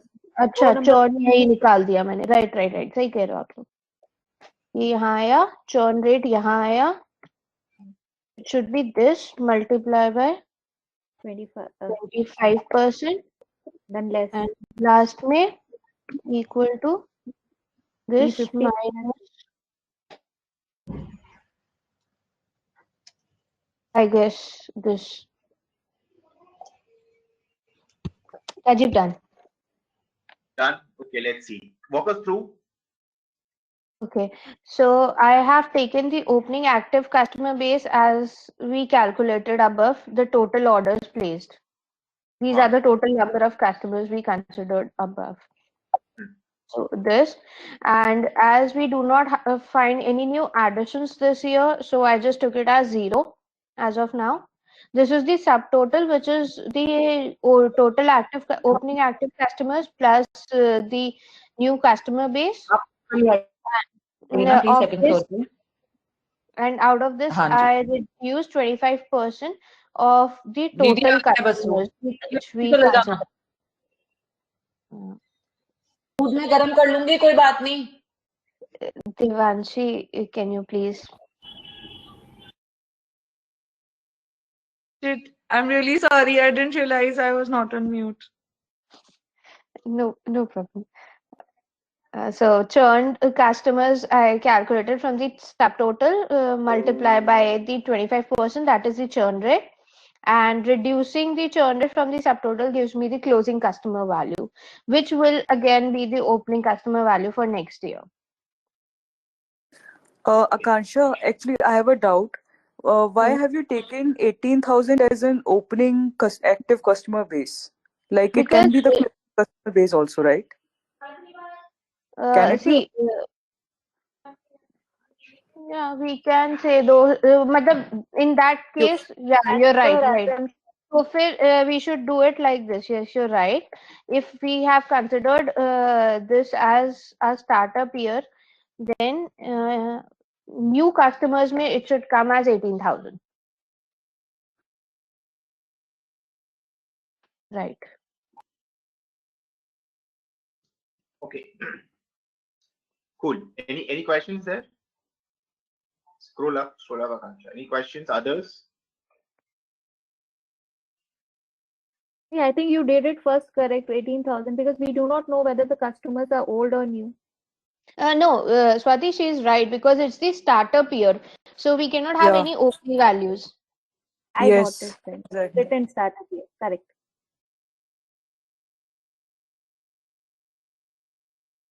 Okay, cool. Sounds good. Sounds good. Any questions or there? So walk us through. Here's the thing, right? Let's have Akanksha and I both have control, okay? So we'll alternate. So here's the thing, right? You're talking about active opening base of the active customer base. There's nothing. Okay. More important to understand is the new customers will come from total orders placed, and this in fact is coming from the entire outreach we have done, the digital marketing we have done for this year, right? So basis this, okay, basis this site traffic on a monthly, and because of that on an annual basis, we have been able to convert a few of those, and that's why the new customers is going to be 18, and it won't be in the opening. Is that logic clear? Business logic clear? Data logic, data flow clear? Yes. Everyone? Same page? Yes. Yes, Rajiv. Straightforward, right? Okay. So that's good, Akanksha. And Ria, thanks for pointing it out. I was just waiting. Kab hoga ye? Okay. New customer base, okay. Linked it. Subtotal, you just need to add the two. Fair enough. Okay. And less churned. So either you can have this as a negative, I mean, whatever you're comfortable with, and then you just make a sum of this, right? Whatever you're comfortable with, it's fine. But you just want to probably, going forward, convert this into a red, okay? Which we'll do later on once we start finishing it. Okay. I So think something went There wrong. is some error if we Yes, had put that something went negative. wrong. it was E. One second. Okay. Okay. ये बीच में plus Sorry. Okay. Done. You can do whatever is convenient to you. So this closing balance becomes the next year's opening balance, right? And again, this year you would have spent on outreach. You have done your go-to market, and because of that, you have been able to attract these many visitors, these many users. But out of those users, you have been able to convert these many new customers. So you have added new customers, correct? So it's going to be the same, right? New customer base. My bad. Sorry. Yeah. Churn rates, overall churn rates, right? These many you are assuming will stop buying from you on an annual basis. All right. And this is your closing balance. Sounds good. And this is like a corkscrew, right? It's called a corkscrew calculation, wherein the closing balance of the previous year is the opening balance of the next year. It's like a corkscrew calculation. It continues dependent on the previous end of period number. Control R. Sorted? So churn rate, just a note here, churn rate can be measured monthly, quarterly, annually. Okay. Some also measure it weekly, but since we are talking about annualized numbers everywhere here, we will stick to the annual churn. Okay. Sounds good. Everyone, same page here. Rajiv, just one thing. Yeah. Since we started with customers, I was just having a point that I was about to say that once we've calculated the gross order value, to calculate like the total order value and then reduce the churn rate. Would that be a wrong way? No, come again. Sorry.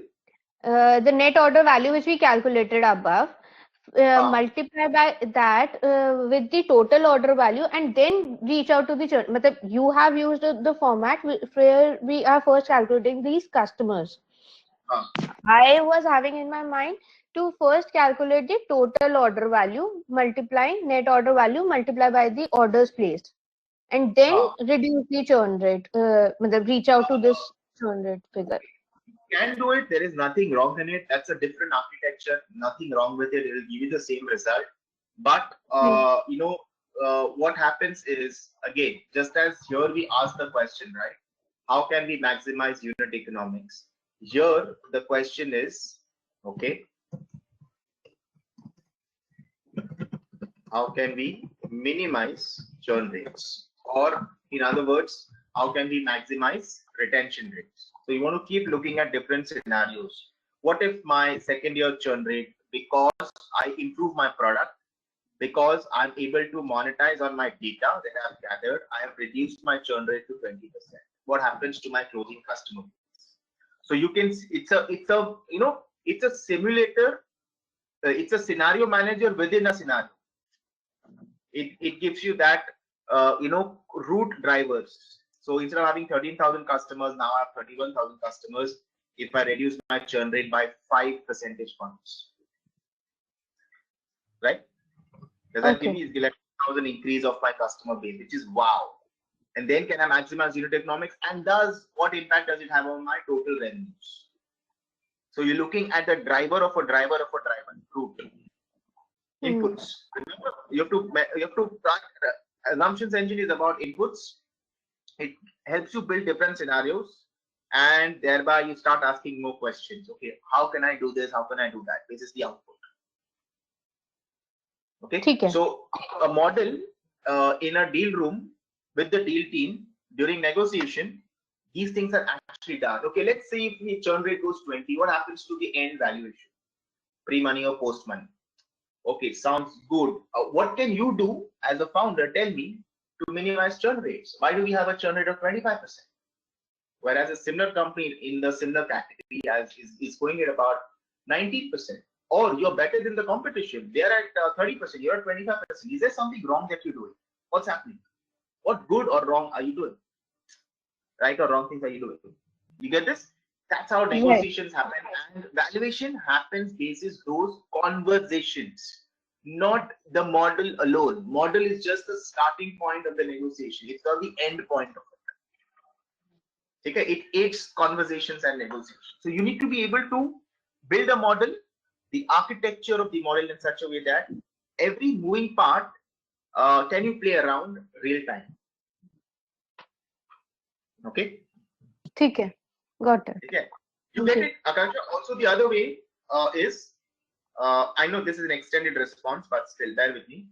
अगर आप revenue growth से देखोगे at the end of the year, आपको समझ में, you will not be able to get a good handle of the business, right?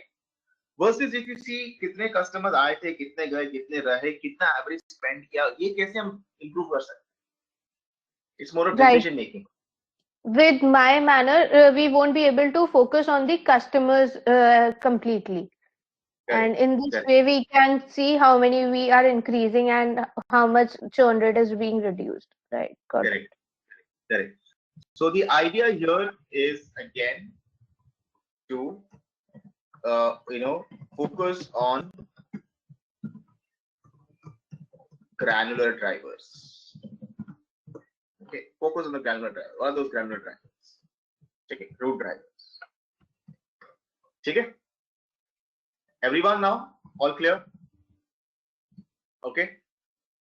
Perfect. So now returns, Abhishek.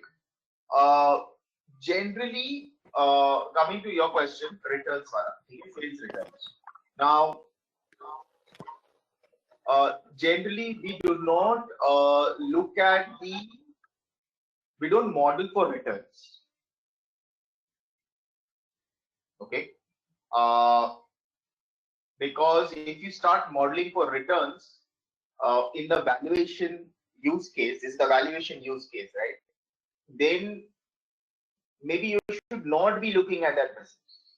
Rather, if the model is for a sales use case, sales analytics, and that's when you're modeling for returns, that makes a lot of sense. It's contextual. Then you have a strategic conversation with the sales guy and also a tactical operational conversation. Sales return kam kaise kare? So that the valuation wala use case model gets some gravity in the deal room.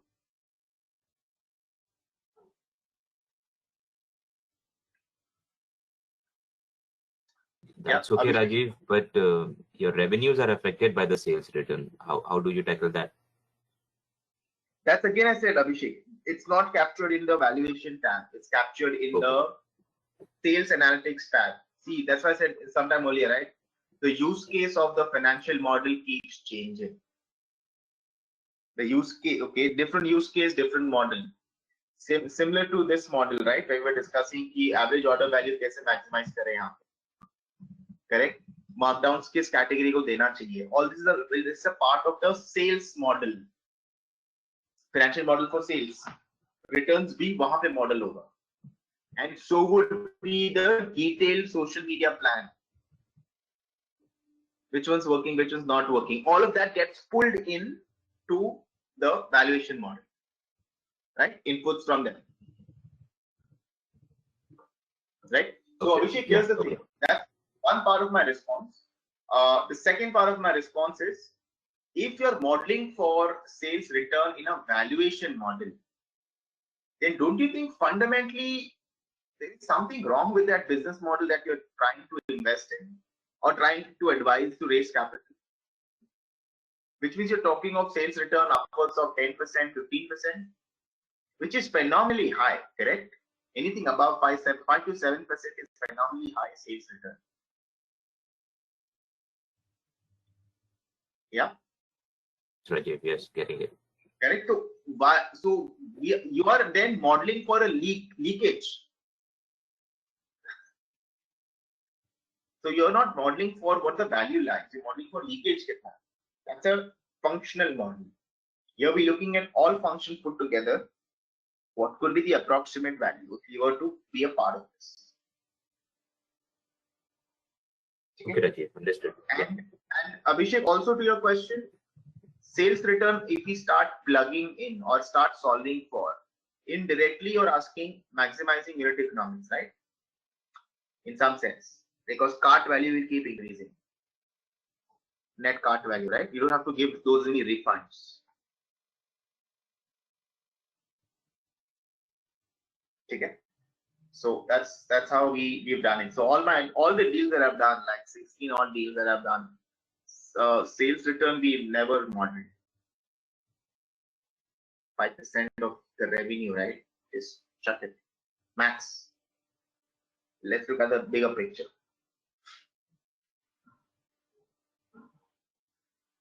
Okay.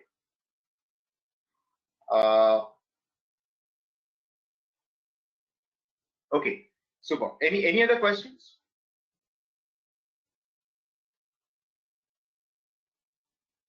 So I just have a small thing. So we've seen that these numbers are also input numbers. So these also we will get from the sales team as we are getting the above digits. Which numbers? The churn rate is 25%, 20%. So this also we'll sit with that team and we'll understand from them. They must be tracking from all these places from where we are getting the conversion rate is where we'll get the churn rate from. Okay. Correct. Because you see, churn rates and promotions and discounts are interconnected. Right. What happens with Zomato and Swiggy? We keep churning in and out, basis the promotions. Yes, and basis this churn rate, they also strategize on what promotion they have to reduce the churn rate to as much as possible. Correct. Okay. Correct. Okay. So, which brings me to the next point. Okay, for everyone in the room, building a model is more about collecting the right data, quality of data, that is quality of assumptions from the right people. So it's validated, and then figure out, plug all of those ingredients into a model to figure out, estimate the valuation. You get this? Right? So it's a ऐसा नहीं हो, it never happens that सुबह 8 बजे बैठे model बनाने, शाम को 6 बजे हो, ऐसा कभी नहीं होता. It take, so let me ask you, how much time does it take for a model to be built from scratch? What do you think? I think it would take a week's time because you'll sit and you'll gather the data, understand the data, work on it, improve it, sit again with it. So I think it will take around a week, 15 days. Okay, मैं तो सोच रहा था 3 घंटा. I changed my views now. वाह कौस्तुभ, बहुत अच्छा है. अगली बार मैं डील पे बैठूंगा, आपको दे दूंगा यार बना के. Rajiv, I can assure you, you won't get any deals further. क्यों? आप मुझे दे दोगे तो you won't be getting any deals further. तो मतलब good ना, you will take over my business, which is fine. आप कर लो. No.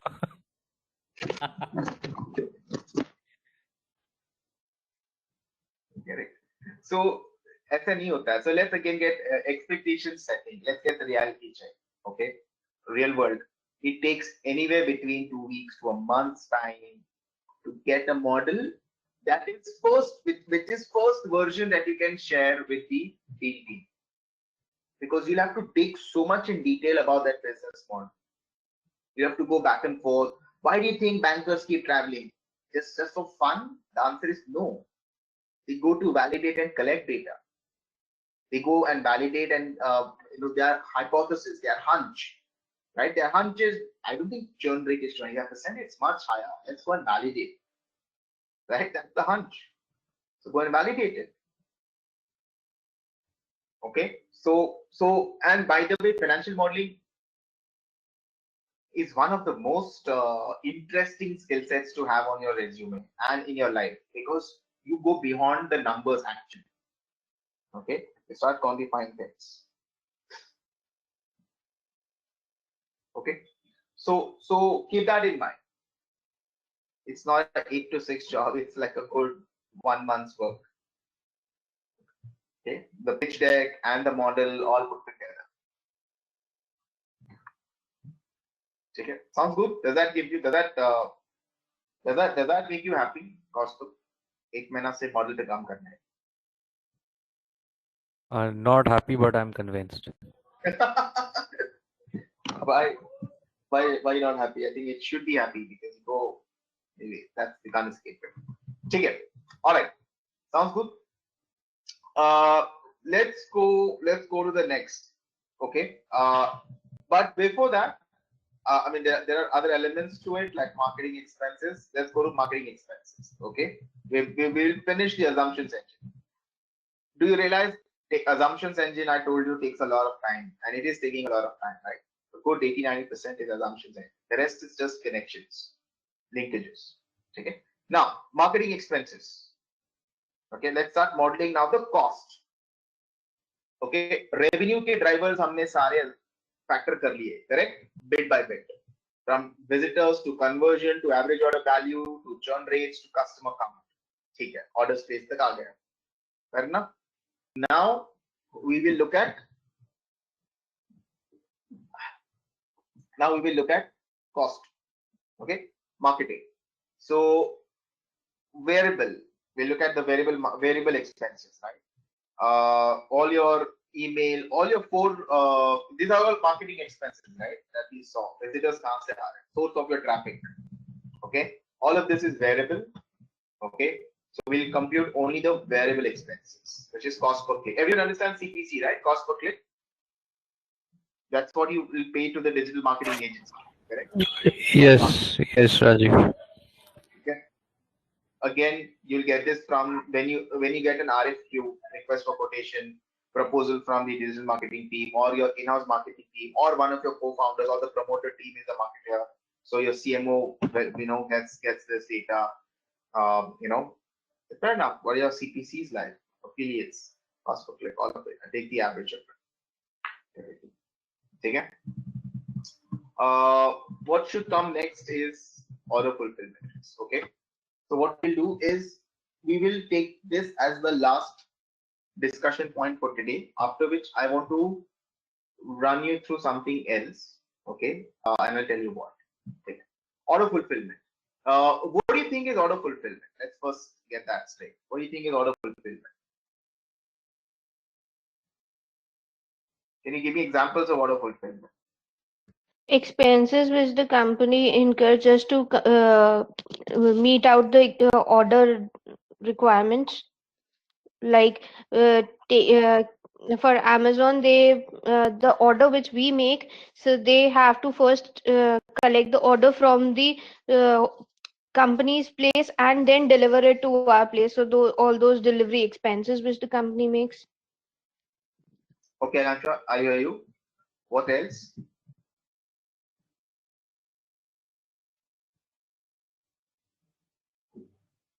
It's the cost of processing an order. Okay, Abhishek, fair enough. Like the moment, like as Akasha was saying, as the moment the customer is placing an order, like from collecting it from the seller, and then all the transportation, and you have already mentioned labor and everything. So like till the moment it reaches to your doorstep, all the entire cost in between should be the order fulfillment. Okay. Sounds good. Can you give me examples of order fulfillment? What do you think? How when you probably shop from say a Zara, or when you shop from say Amazon or Nike, what happens? What happens to that order after the cart checkout कर लिया हमने, correct? उसके बाद क्या होता है? Can you give me an example? I think from the warehouse it has to be collected. So there is a person collects from the warehouse or maybe from the seller, but most probably it's the warehouses. From warehouses it gets collected. Then from there it ships to your address. So there's a person who collects it and and then ships it, and it's on the way, and it reaches you through another person. It comes to the nearest warehouse near you, and then from there another person collects it and delivers it to you. In a nutshell, it's like that. Absolutely. And can you give me examples?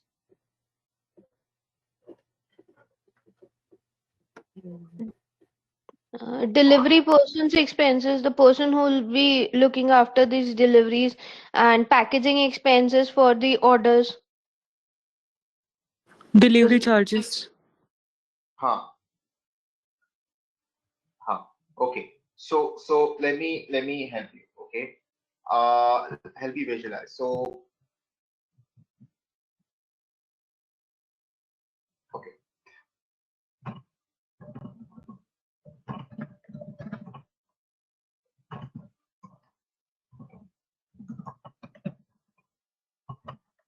Have you heard of these names?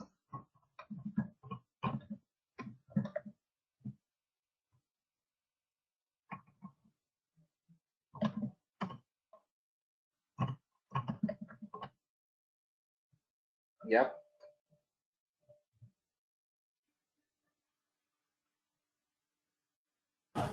Yes, Raju. They're delivery partners. Correct. Yeah, Delivery partners. I've heard. So Swati, Shashank, these are order fulfillment companies. Okay. They are order fulfillment companies. So it's point-to-point logistics and the entire fulfillment of the order. What they do is, say, for example, you shop from Nykaa, and Nykaa has tied up with, say, Ecom Express. Okay. Ecom Express, now Nykaa will share your cart value, the details of the cart, to Ecom Express, because that's the fulfillment agency to do it. So Ecom Express will see, okay, this particular cosmetic, okay, the nearest seller or the warehouse is this place, and the point of delivery is that place. Right now, we go and find the nearest seller or the nearest this warehouse jahan pe wo hai.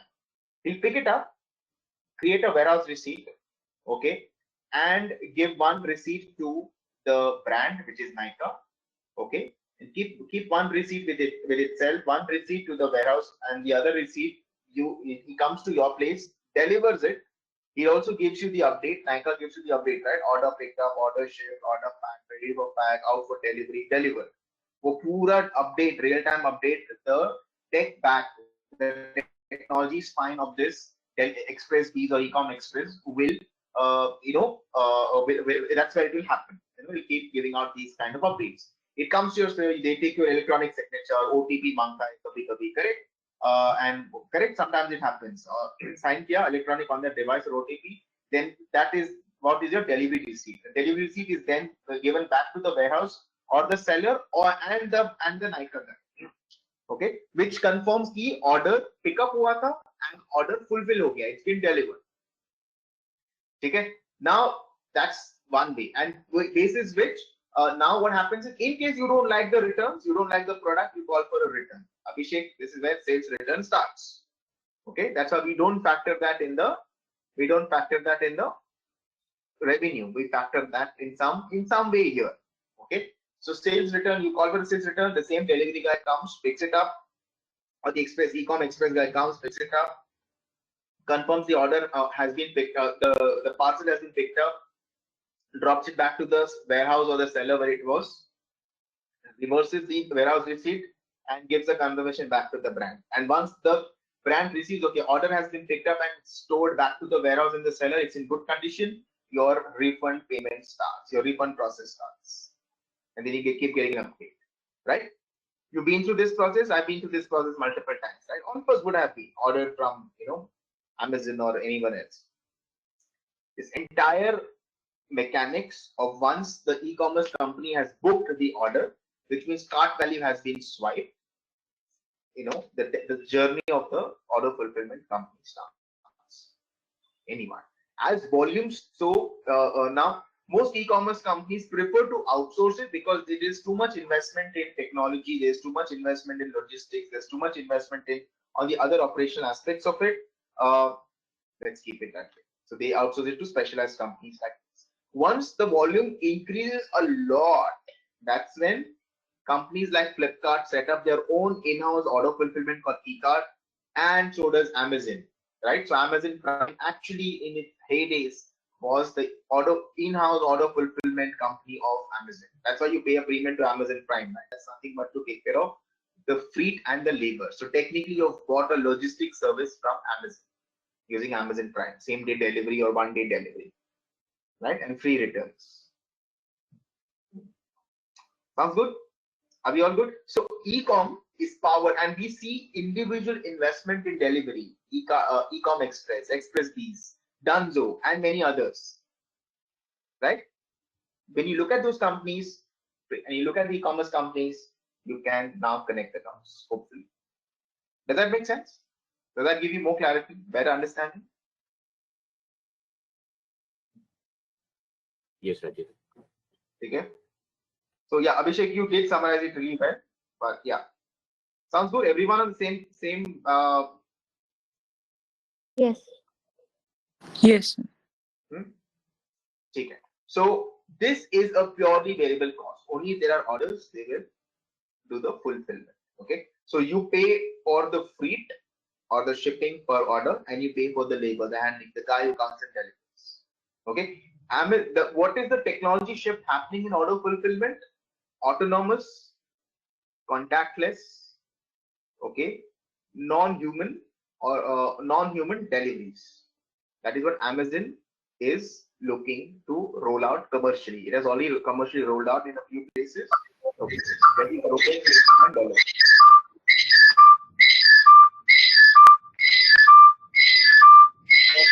we can hear a lot of static from your side. Okay. Okay. So that's that's the what I was saying.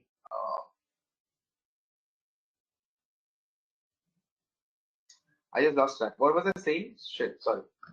They have started contactless and robotic autonomous deliveries. Thank you. So those carts will come and deliver and you're done.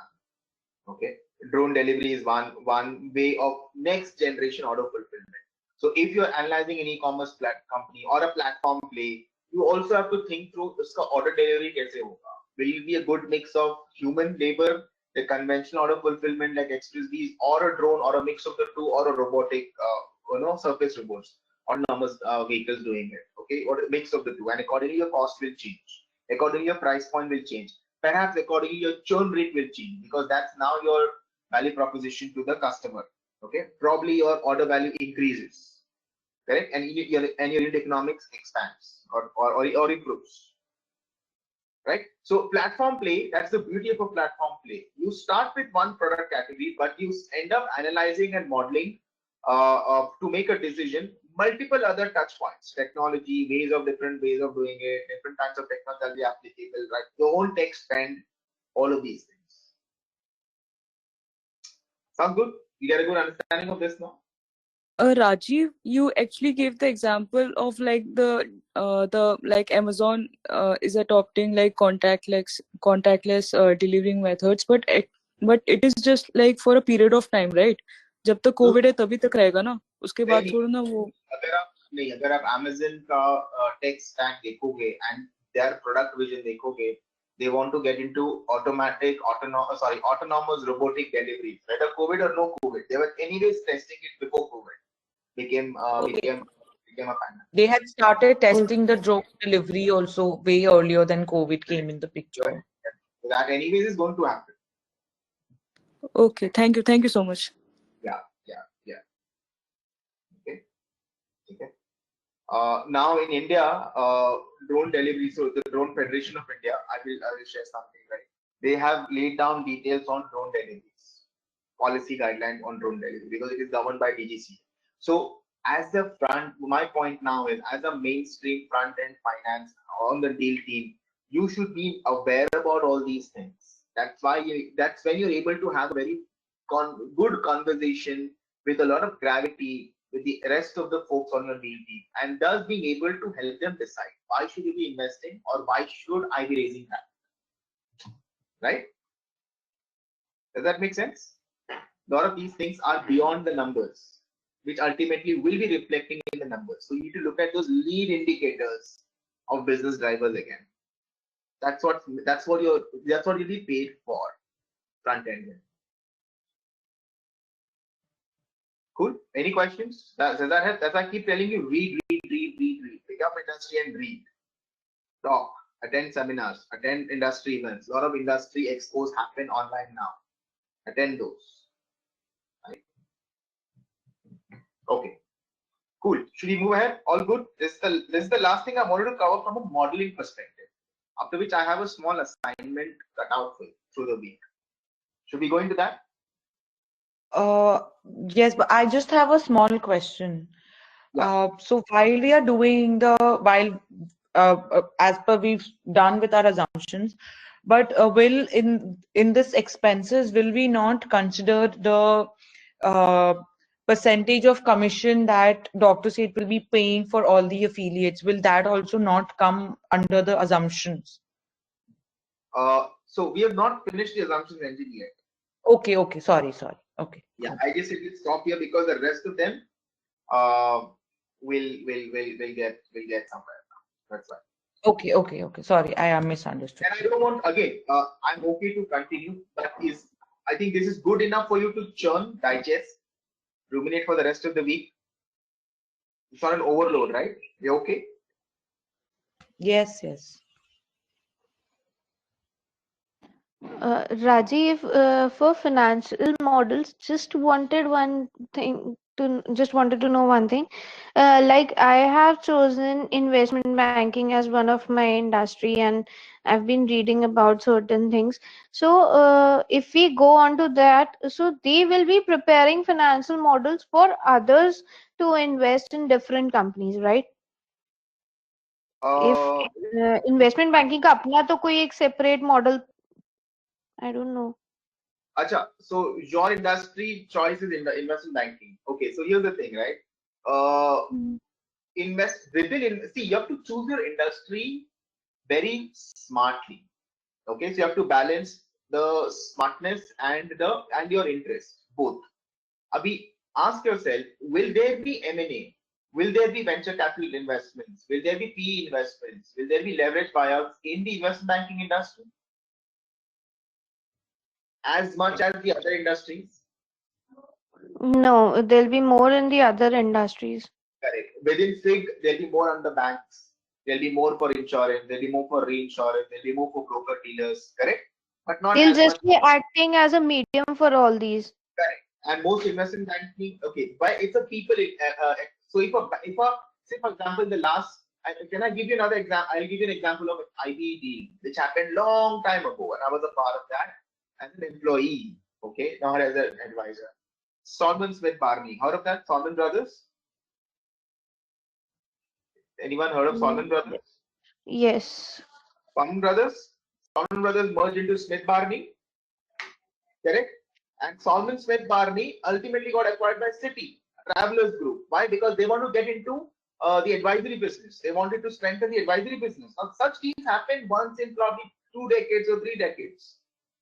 When was the last time you heard an IB got merged? The latest was Avendus, which is an investment bank and an advisory unit, got acquired by KKR. Correct? कितने अभी वो होके deal होके it's been like 2 years. उसके बाद कोई ज्यादा IB deals सुने हमने?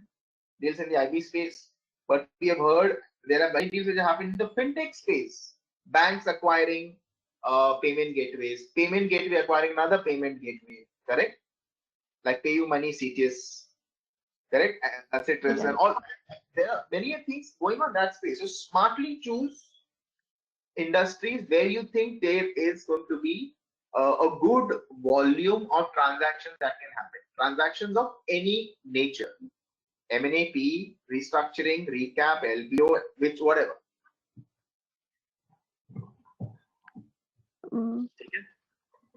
ठीक Make है. sense? Right. So, choosing investment banking as my sector, I guess I should be thinking of as an investment banking company, we can further go ahead with investing in other companies, right? Yeah. So my suggestion is to cut it short. Choose another industry. Shift. IB में इतना deal नहीं होगा. We just spoke about it, right? Okay. So even if you make investment banking models for an investment banking firm, like if you were to build a model for Avendis today, वो model बन के what is the use? Transaction होने वाला है. If you make a model of O3 Capital today, another investment bank, standalone. So okay, fair enough, बना तो दिया, but आगे क्या? Who will you pitch it to? And think of it from an interview perspective also, na? So if O3 Capital is recruiting, you're hiring, you're interviewing you. I said, okay, Aransh, tell me what industry that you're tracking. You say investment banking. Okay, what about that? Right now, ये तो मुझे ही पता है. What more? क्या करेंगे इसका? Decision making क्या होगा? How will you help? How will your body of knowledge help me make more money or reduce my costs? Versus maybe another situation. You say, okay, fintech. Okay, talk to me about fintech. What's happening? Okay, any interesting company you know about? Fair enough. Which one is it? Smartcoin. Okay, fair enough. Tell us something more about it. Great. I have an investor, PE investor, and I've been talking to him. Let's try to stitch a deal, right? And we end up making some money there. You see how it's a coffee conversation, which was okay, fair enough, and I may say whatever, versus now like a hardcore conversation. You want to make money. So pick your industry smart. That's what I'll tell you. Okay. ठीक है, आप interview में भी क्या बताओगे? Right, got the point. ठीक है. Okay. Any other questions? Any other open-ended questions? Anyone before I switch to the other part? Rajiv, in that case, even I'll have to change my secondary industry. Arey, why? What happened? Even I chose investment banking only as secondary. Okay. Yeah. Okay. So you know what? A lot of the there's a lot of data play that is happening in the IB space. Since both of you have chosen it, let me speak something about it. Okay. So look up. So companies like say PitchBook. Okay. Companies like say Traction. Heard about Traction, right? I'm sure. Correct. Companies like Venture Intelligence. These are all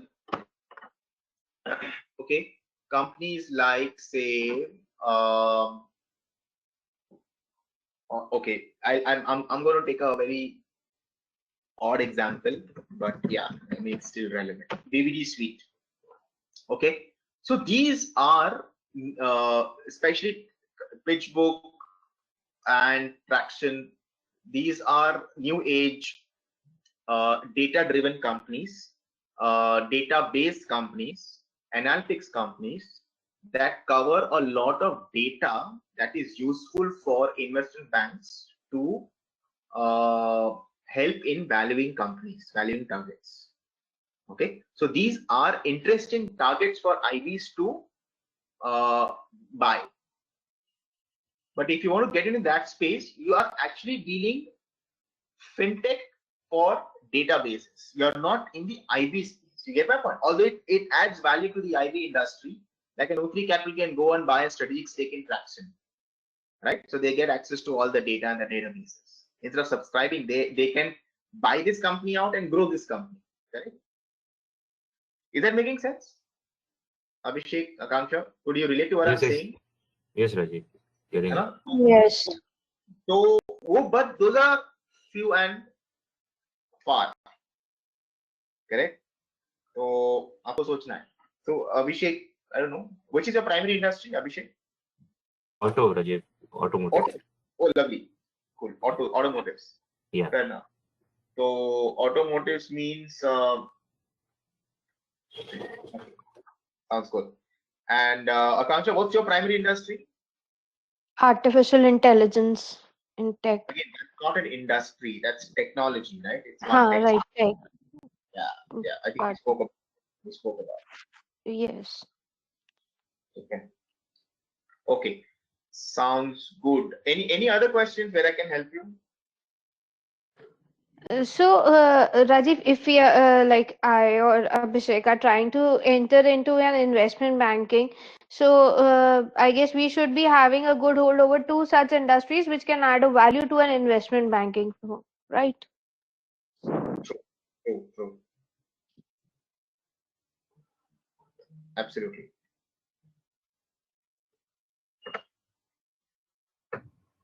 Hi, Rajiv. Kaushik, yeah, Kaustubh, sorry, go for it. Kaushik, yeah.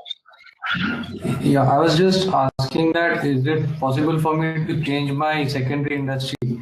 Like I have power. I just wish to. I have power and I had AI.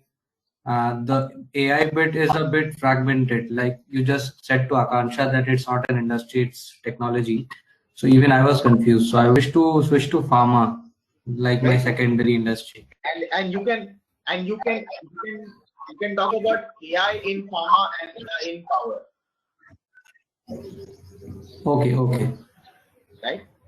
So again, within AI, what? Okay. Is it ML part section? Is it ML part of it? Is it the computer vision part of it? Correct. Is it the neural networks of it? What part of AI that is applicable? Like I'll give you an example. Computer vision for power can be used, which is computer vision is a part of AI, right? But when you marry that with power, you can use computer vision for mapping so to create heat maps of the transmission and distribution grid, correct, for predictive maintenance. And then are there companies like that which are doing? You have to find them, and then probably you can go and advise, maybe we should go and acquire this company, a power company, right? Or help that kind of a company to raise strategic monies. You get that point? That's how you have to work with it. Technology is an enabler. It will cut across all industries for a certain use case. Kaustubh, did that make sense? Could you visualize that? Mapping, creating heat maps using computer vision for predictive maintenance of the transmission distribution grid. Who will value this? The power O&M companies, right? Power operator and maintenance companies, right? Like an Alstom, a Power Grid Corporation of India, correct? Torrent Power, CESC. Yeah, okay, sounds good. So that's how that framework is applicable to even I think Akansha, you chose AI, right? So you go to marry AI with your primary and secondary industries. Yeah, in AI, I've been reading about machine learning currently. Okay, great. And what's your primary industry? I chose this as one and investment banking as the another. So you'll have so ML in investment banking, very little application. ML for other things, like ML for fintech companies in lending. Okay. So I'll give you an example, right? Apple, Ola Money, right, and Apple Money are using machine learning, which is a branch of AI, for consumer lending, B2C and B2B, both, predicting who will default, who is more probable to default. Can I lend X $100,000 to this person, or should I be lending $120,000 to this person, and for how long, at what interest rates?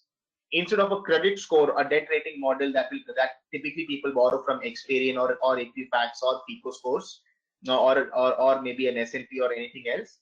You do your own risk profiling of the borrower. That's where ML is used for lending today.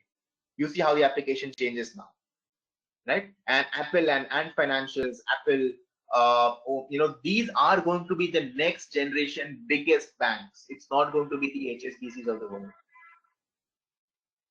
right? All of them are using AI, either computer vision or ML or deep learning or NLP, different aspects for different use cases to build their financial diversified financial services. Make sense? Yes, Right. right. So your ML for this thing, right? Buy now, pay later, BNPL as a business model. Yes.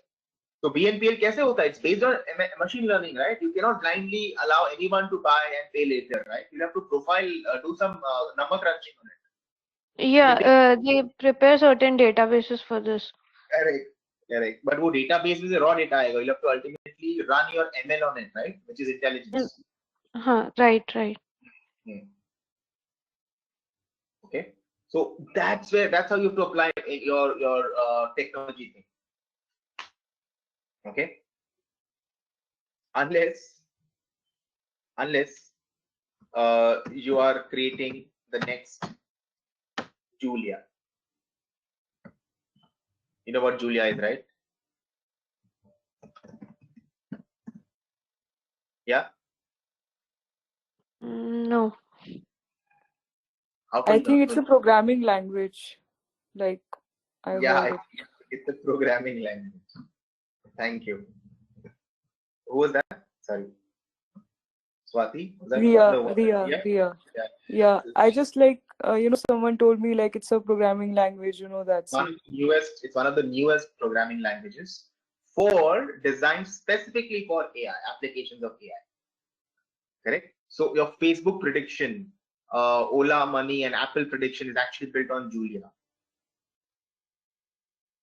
Right? Akansha, AI becomes, and Akansha and Abhishek, AI becomes your industry if you can probably figure out what next software is going to be built, and accordingly advise a technology company to start strategically investing in those companies.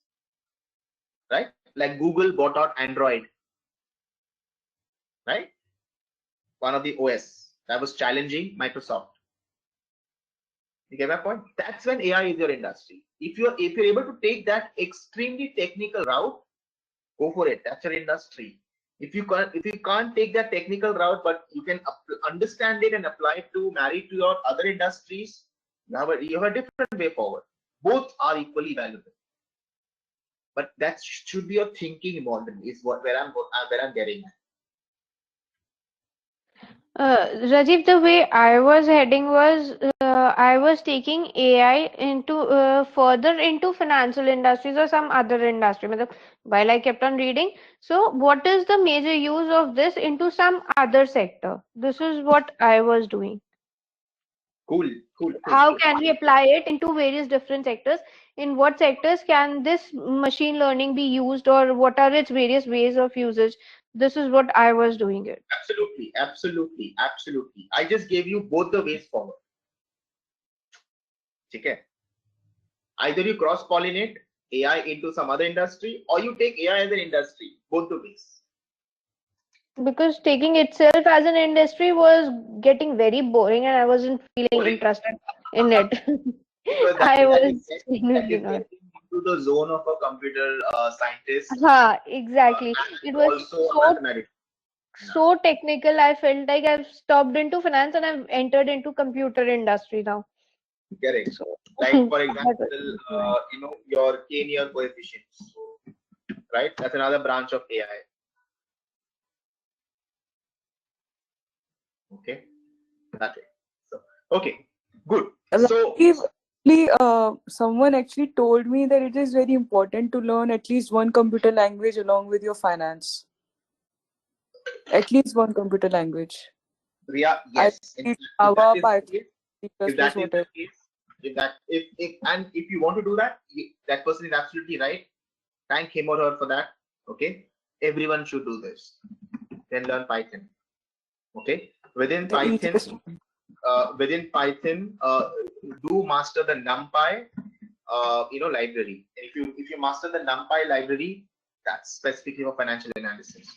Okay, and also either Seaborn or Matplotlib. Okay, either Seaborn or Matplotlib. That will be data visualization using Python. So it's easy. You should take up Python lessons. Even if you're absolute novice, have no clue what a hash means, what a string variable means, absolutely fine. You've never even seen, like, for example, compute on Java or C+ or C#, or forget that, even Fox Pro. No problems. You can still learn Python. Okay, thank you so much. Okay. So there's this very interesting book, Python for Finance, if you want to buy it for your personal use. Okay, look it up. Very good. Python for Finance. Eves Iplich. Okay. Okay. Super. What I want to do now is, as I said on the assignment front, I want to tell me if everyone's agreeing to this. Okay. Let me first describe it. I want to run another pitch deck with everyone, and basis that pitch deck, I want each one of you individually, or you can do this in groups as well, I'm fine either ways, to build the assumptions engine, especially for the revenue, approximating revenues. Don't worry about the cost structure.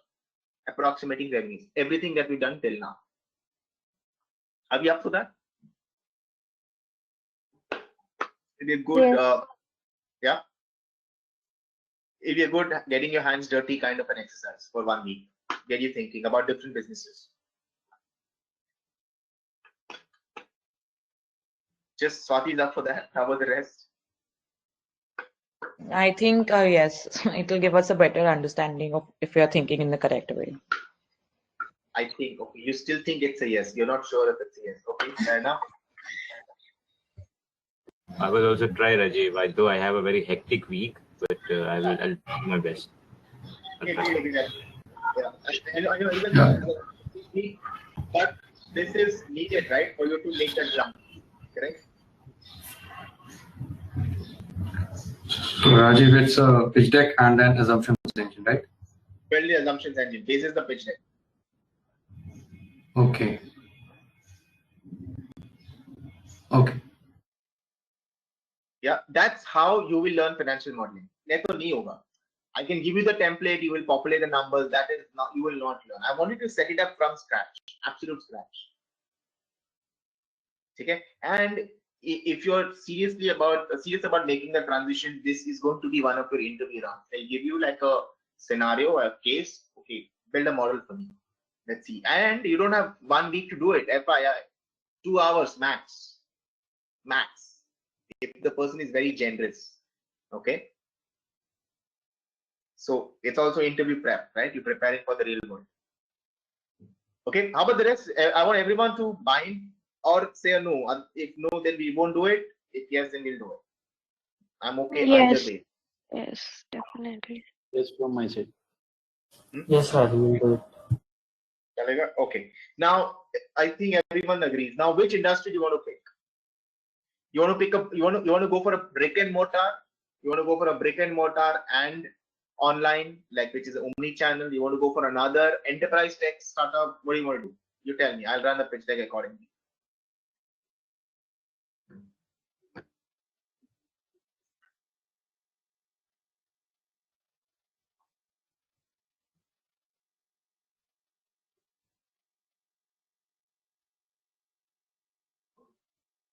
I think let's go for a startup maybe because as you said, it's a difficult industry. So let's see how much we can run our brains through.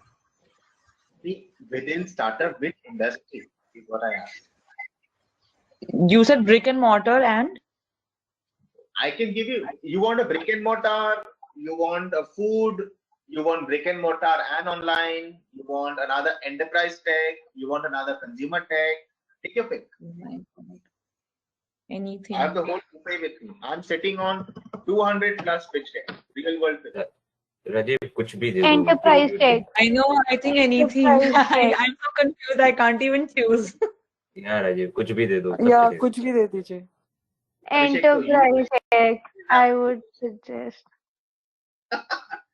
okay, कुछ भी दे दो, मतलब मेहनत उतना ही लगने वाला है, correct? Yeah, right. Enterprise tech industry करते हैं For ना us, फिर everything is going to be new. For us, everything is going to be new. So it's going to be the same effort in all the areas, I think. They have to build it from the scratch. Doesn't matter what it is. I can say I one think thing. everyone agrees for enterprise tech. I'm going to die this week. I can say this. You The company is killing me that side. Now this side also you have given us something. I will be with you dying somewhere. yeah, everyone has a killer attitude these days. Yeah, I am dead already. Okay. No, I'm doing it just so that you learn. I'm just helping your learning. Okay. No, it's nothing. I don't get any sadistic pleasure when you don't sleep for 2 days. Right. One second. Yeah, I'm yeah. gonna We'll On a also lighter enjoy note. doing. Rajiv, it's Huh? only on a lighter note. Don't get it wrong. Yeah. It's only on a lighter note. Okay. Okay. I think I found that interesting. I'm on my Dropbox, which has some 200 plus pitch decks. So I'm picking the right one for you. Okay. Enterprise tech. Enterprise tech, आकांक्षा आपको मैं अलग से दूंगा फिर. Not everyone's comfortable with enterprise tech. ठीक है. Okay. हाँ, तो we'll run with 2 pitch decks. No worries. ठीक है, चलो. We'll do first, which is called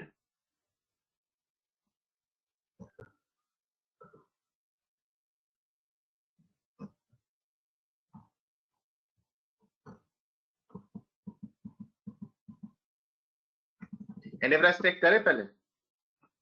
I'll run with 2 pitch decks. Enterprise tech का आ गया pitch deck हाथ में. Then I'll go choose the other one. Yep. Everyone, do pay attention, ask questions, make notes. You will need clarity, ask me. Okay? Chalo, let's go. Okay.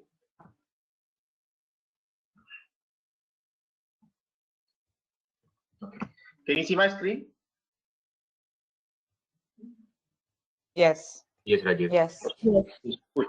So we will, and you tell me, okay, अगर ये भी नहीं पसंद आया तो मैं कुछ और दिखाऊंगा. वो नहीं होता है साड़ी के दुकान में और दूसरा दिखाओ वैसे. ठीक है? So this is Param. Okay, we're talking about Param.ai. ठीक है? It's a talent intelligence platform. Okay, AI driven for recruitment. Okay, what do? They enable recruiters to make data driven decisions, hiring decisions. Simple as that. Okay, because all of us know, right? Just like banks, HR is the second most useless function, right, on earth. Right? At least I believe so. Overrated, do nothing, very, very least adoption of technology. Okay, so and sometimes just an irritant. Okay, in most cases. I don't know why they even exist. Okay, if the business unit loves you, I mean, why should the HR poke its nose in between, right? Why should they take the performance review or the appraisal? I think it's crazy. It's like, and by the way, in investment banks, HR is just naam ke vaste. Okay, they have no spine in the business. Anyways, so in the case of private equity. Okay, that's why they said let's empower the business owners straight away, data driven. Okay, so what is the problem they're trying to solve? Okay, and this is again, guys, a pitch deck. You as front end guys need to build such pitch decks. I'm giving you the second flavor of a pitch deck. Dr. Sheikh was one flavor, this is the other flavor. Okay, so here's the thing. ATS and CRMs have tens of thousands to millions of applicants, right? Which is your talent searching portal, and limited methods to filter. And they have a very mechanical way of looking at it, right? Only IIT, only IIM. They don't look at skill sets. Okay, blah blah blah. Okay. Funny thing is, someone is recruiting for a particular role, which the business manager would say Tableau ka chahiye. So they don't look at people who can operate R. I mean, how funny that is, right? And our guy can easily pick up Tableau. So they don't think, absolutely disconnected from business. And that's why they miss out on really good candidates sometimes. Okay. The opportunity, it's okay. Globally, it's about 53 billion. Okay. Sorry, it touched 53 billion. The ATS market is expected to touch about $2 billion by 2023, something like that. CAGR of 80, about 8%, 9%, right? India's share in these markets, overall HR market, right, is about touching about $1 billion, half a billion, quarter billion, 3/4 of the billion, right? And there are about 16 million. There's about $16 million investments happening within HR tech. So the HR tech market is in the nascent stage, and it will grow exponentially because of these problem areas. Okay. What happens next is the solution. Okay. So let your candidate database recommend qualified candidates. Okay. Engage candidates. Let data, and this again, Akanksha, Abhishek, machine learning applied to hiring. Correct? In a people's function, right? Enterprise tech again. So that's the kind of solution. Okay. What can the product do? Requisition creation, approvals, candidate, where is the candidate moving, which stage, interview 1, interview 10, HR round, technical round, fitment round, whatever. Correct? Managing all agencies, you have working with multiple consulting, HR consulting firms. Okay, maybe even an executive search company. A lot of documentation, medical track, validation, ID verification, all those things, and analytics on how much have you spent to acquire one employee that you needed. And the ML and AI is to automate this chat box, this recommendation engine as well. Okay, that helps you source from the data. So probably this will scrap data from LinkedIn. Okay, they're called scrappers. Okay, does anyone know what a scrapper is? Akanksha, Abhishek, scrapper.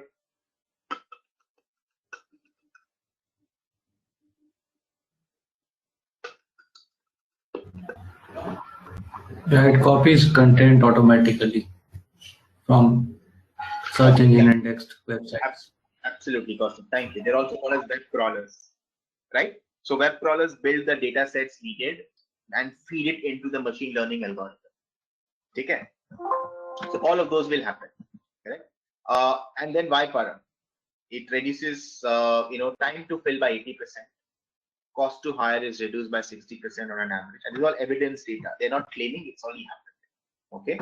And from a candidate's perspective, it increases the experience. Wow, this company is incredibly efficient, right? No need for follow-ups, no faulty emails, no back and forth of scheduling, all of that. And they actually valued something that's on my skill set rather than on my piece of paper, which is a qualification. The two can be very different, and that's true for most of us, right? So better experience, that's better adoption. Okay. So they manage relationships and not applicants, very important. But for our current HR guy, it's just applicants, right? Oh, candidate A aaya tha, candidate B aaya tha, candidate C aaya tha. It's super impersonal, right? They speak like one of those nurses at a hospital. Oh, patient A, patient B, patient C, right? Hey, it's a relationship, right? It's a skill set. So that whole thing changes. It's data driven, unifies and brings all sourcing channels under one roof. Okay, it helps you to manage your databases of previous applicants, current employees, and past employees as well who's left you. Where are those guys? Do they want to come back? Those kind of things, right? And cross-pollinate, collaborate with all the different businesses that need this talent. Okay, so it just makes life easier for the customers, which are enterprise customers here. Okay. Going forward,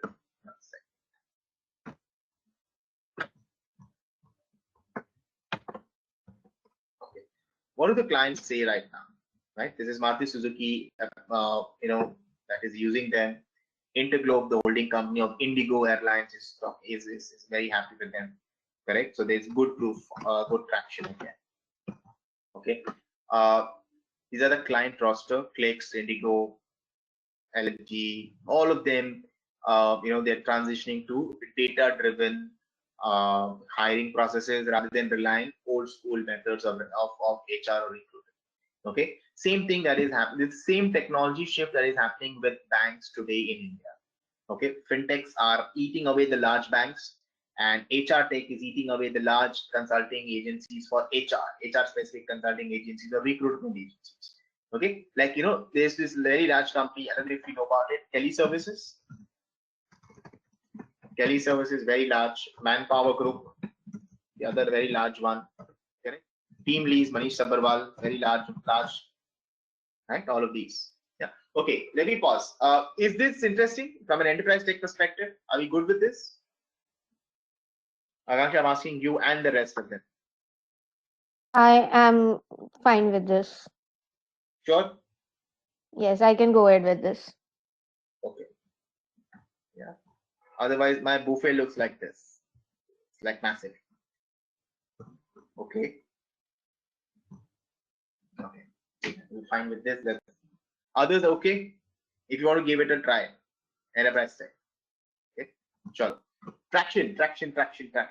What revenue have they clocked, and how much are they burning? And this is exactly what you, as the front-end advisor at an Avendis or a O3 Capital or a MAPE, would anyways need to compute.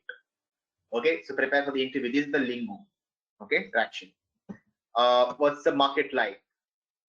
It's at the intersection of ATS. Okay, is the intersection of artificial intelligence driven screening and chatbots. So XOR and Text Recruit is largely tech chatbots. Eightfolds, Arya, Atypica are largely AI screening. Okay, and then you have Oracle and the likes, SAP, Oracle, Workday, and the likes, like ATS. They do ATS. Okay, there are also a lot of those people management organizations like ADP, okay, and the likes. Okay, so look it up. Despite COVID, what's happening? Okay, that gives you. I would urge you to read that business model again. They have solutions.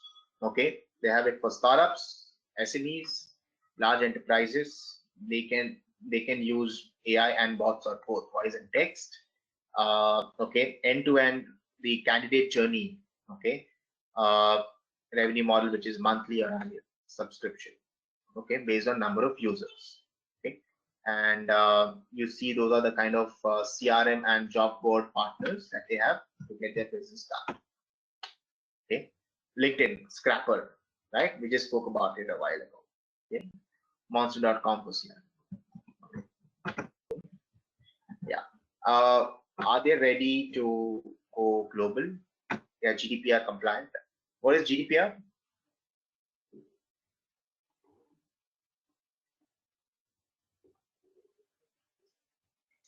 Yeah, tech folks, what's tracking tech? What's GDPR? Right, it's a global data protection regulations. Correct. So, and what's the Indian equivalent of it? What's happening in the Indian space? Equivalent to parallel to GDPR?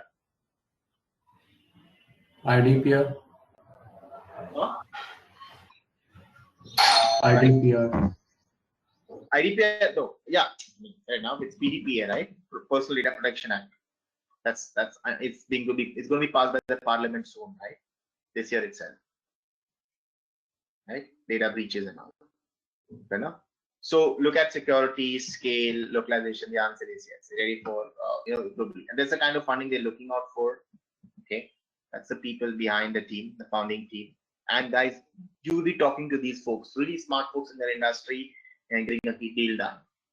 To get a good deal done, okay, you're pitching this to maybe a venture capital firm like a Matrix Partners, or even say SoftBank, okay, or Pi Ventures, okay, or an Artha Ventures, or an New Enterprise Associates, Sci Partners, and the likes.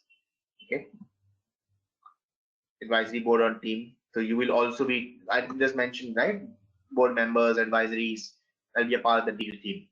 Okay, so we have someone like Manish who's been Amazon payments, right?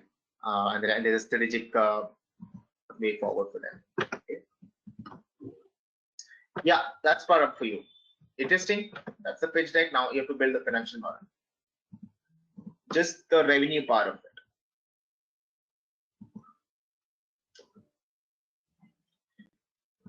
Yeah, good enough.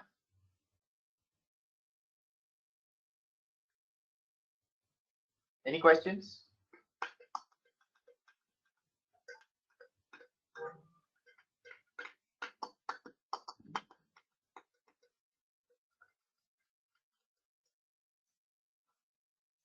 Yes, no?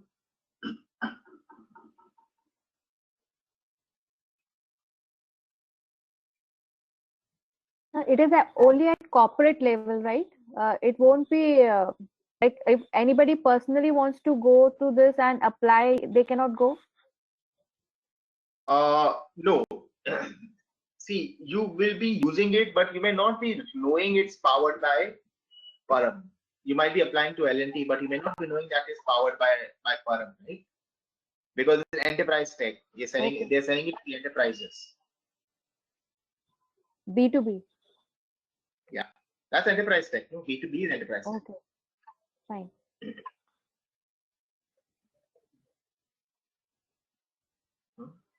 Okay. Any other questions? Yep. All good?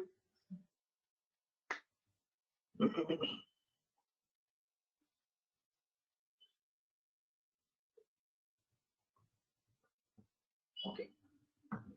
Okay. So I'll take another pitch deck. Okay. And Rajiv, so the users are the business, all the corporate firms. correct. Yeah, absolutely. Okay. Thank you. Okay. Should we take a platform play, another platform play, or will it be easy? No, let's not take a platform play. I want to think on other issues.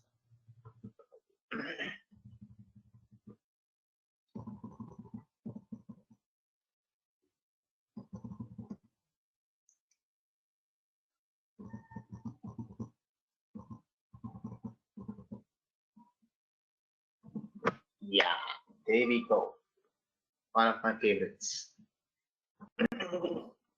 So should we pick food? Food automation? Should we pick food automation? Are you good with that? Yes, Raj. Abhishek, फर्क नहीं पड़ता, right? Whatever. Okay. हाँ ये कुछ भी चलेगा. Okay. What is food automation? अभी देखेंगे स्वाति. Food automation क्या है? ठीक है? जो भी बनाना है स्क्रैच से बनाना है सब चलेगा. हाँ, exactly. Correct. It's like I'm giving you 2 eggs. Make whatever you want to. Correct. Yeah, right. You can even scramble it. Correct. वो तो राजीव नेक्स्ट वीक ही पता चलेगा क्या बना है. हाँ, पोच मेरे को ऐसा लग रहा है I'll get a poached egg. I think for the first time, someone will experience a bad egg. Exactly. A horribly cooked egg. Horribly cooked egg, yeah. Rajiv, from my end, you might risk a no egg also. What egg? I mean, the entire thing might transform into something else. Oh, अच्छा, मतलब एकदम omelette बन जाए, whatever. Yeah, might not be omelette also. I don't know what it would be. Patachanda costume is coming out with the chicken from the egg. Oh. Yeah, exactly. And then plant-based chicken is egg-based chicken. Correct. He'll ask us chicken or the egg. Okay. No, but you agree this is the right way to learn, right? We are on that same page, right? It'll help you learn. That's for sure, correct? Yes, I think till you don't do hands-on, you don't know anything. It's just more listening and I don't know, you don't It is apply the it. most needed exercise right now. Yes, there's no question. Okay, so food automation. I'm going to talk about Euphoric Labs. Again, for tech folks, application of IoT and machine learning. Okay, so this is technology, specifically ML, being applied to food production, kitchen automation. Okay, let's look at this. Okay, why? Main trend, eating out is on the rise world over. Okay, look at the Americas, look at Europe, okay, and then we look at Asia Pacific. Okay, it's just on the rise. Why? Because our families are getting nuclear, so it's very asset-like kind of kitchens and homes we have. How home sizes are shrinking. Okay, time to cook after a hectic day, Abhishek, is non-existent. Correct? You get killed on 3 sides. You don't want to get killed on the kitchen side as well now. Okay, and that is triggering the whole shift of eating out, behavioral shift. Okay, again, I'm giving you the third flavor of a pitch deck that you as a front-end banker will build from scratch. Okay, from scratch. Okay, now tech shift, for that shift of habits. Okay, online ordering. So if you look at the graph here, you will be looking at the platform to consumer delivery, and we're looking at the restaurant to consumer delivery. So the restaurant to consumer delivery is increasing. In parallel, even the platform to consumer delivery is also increasing. Okay, and same goes the case for, look at India. The number of online orders in terms of millions, it used to be less than 500,000 daily in about 2016, about 6 years ago or so, and this number has already crossed about 2.2, but it's touching 2.5 million in 2020. In COVID, it touched about 2.5 million. Okay, already this forecast was about just before COVID broke. Okay, just before COVID started in India. So for sure it's gone up. Okay, let me ask you, what can you give me an example of platform to consumer delivery?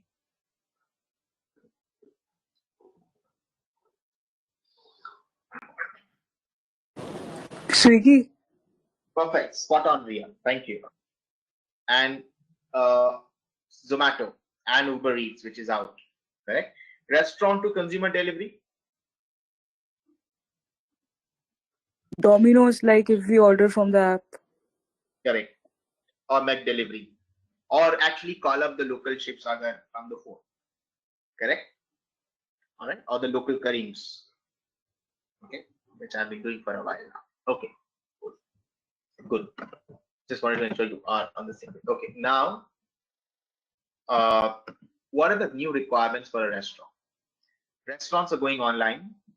Okay, because they are getting into the whole cloud kitchen. Okay, and to scale. All right, and they when they have to scale, they have two options. Either they hire more workers or they automate. Okay, typically one additional cloud restaurant leads you to hire 3 more workers. Okay, and something like a Homely, another brand you should look up, it gets about 10 orders per minute during lunch hours. So there is a massive chaos during peak hours. Okay, and during weekends, and now thanks to COVID, it's gently peak hours throughout the week. People prefer ordering in rather than going to restaurants, be it because of safety precautions or be it because of regulations, or could be a mix of the two. And that is the new requirement for restaurant. Again, a tech shift of habits. You as bankers will no longer deal with old school business models. एक restaurant था, अभी 4 centre खोल दिए. नहीं, अभी एक restaurant है, एक शेफ है, but we have 100 outlets across 4 cities. That's the kind of businesses you will deal with. Be prepared for those kind of business models. Talk about. Okay? All right. Let's go. Advantages of automation. It's always consistent. Food is always consistent. Okay?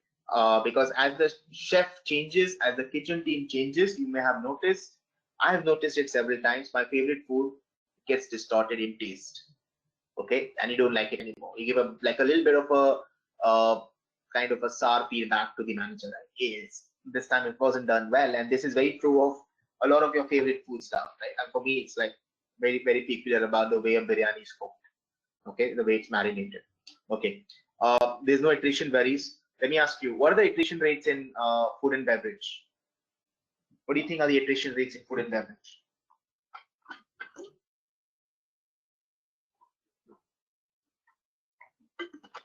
We all know what attrition rates are, right?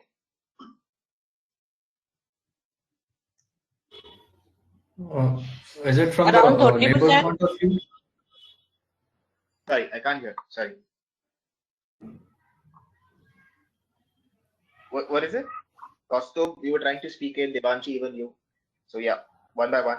Devanshi came up with a number of 30%, and I was 30%? asking that this attrition, and I was asking this attrition is from the point of view of the labor or the churn rate we were talking about. It's the same. Employee churn rate is called attrition by HR managers. Okay, so we use the term attrition. It's a churn rate. You can have churn of anything. Churn rate of customers, churn rate of users, churn rate of employees. It's the same thing. Attrition.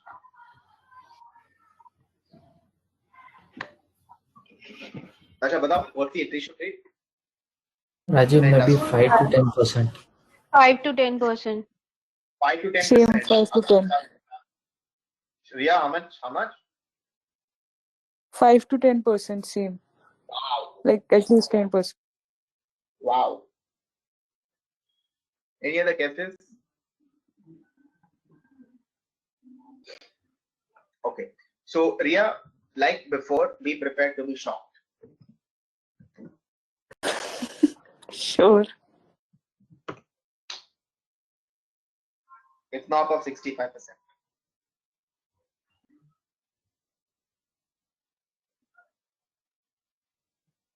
Yeah, does that really shock you?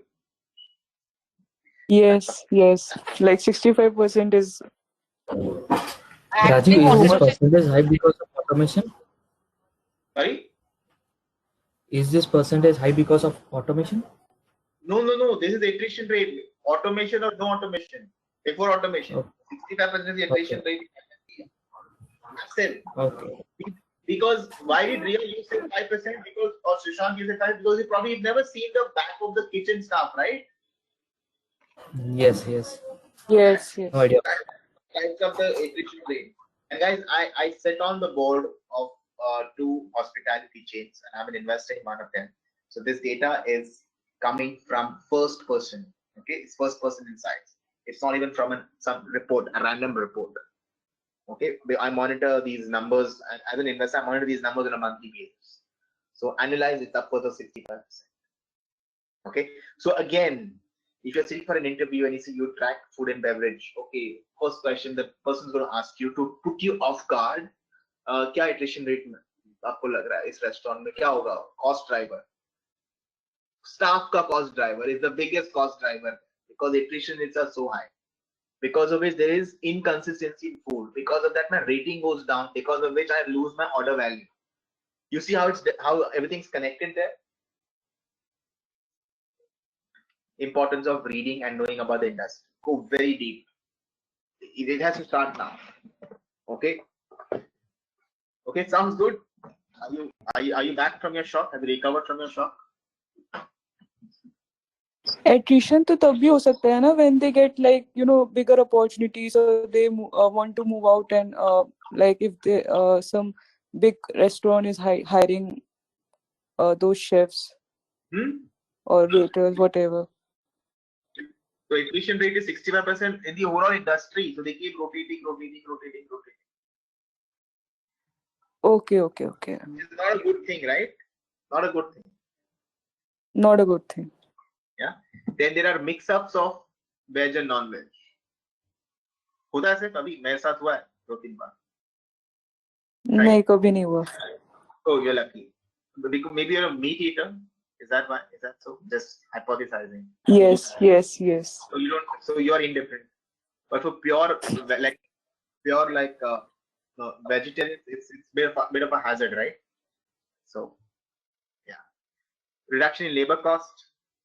Uses of the height of the kitchen. You have to reduce real estate cost. okay, and guaranteed time preparation. These are the advantages of automation.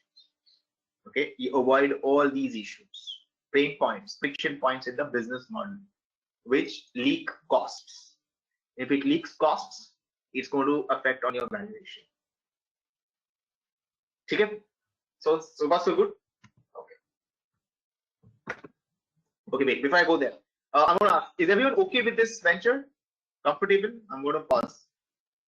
Sure. Finding it interesting, you can build an assumption of this. Okay, interesting space. Okay. Enters a robotic machine that cooks food. The images that you see on the first half is the robot that cooks. Okay, it's pretty compact, as you can see, just like an oven or an OTG at our home.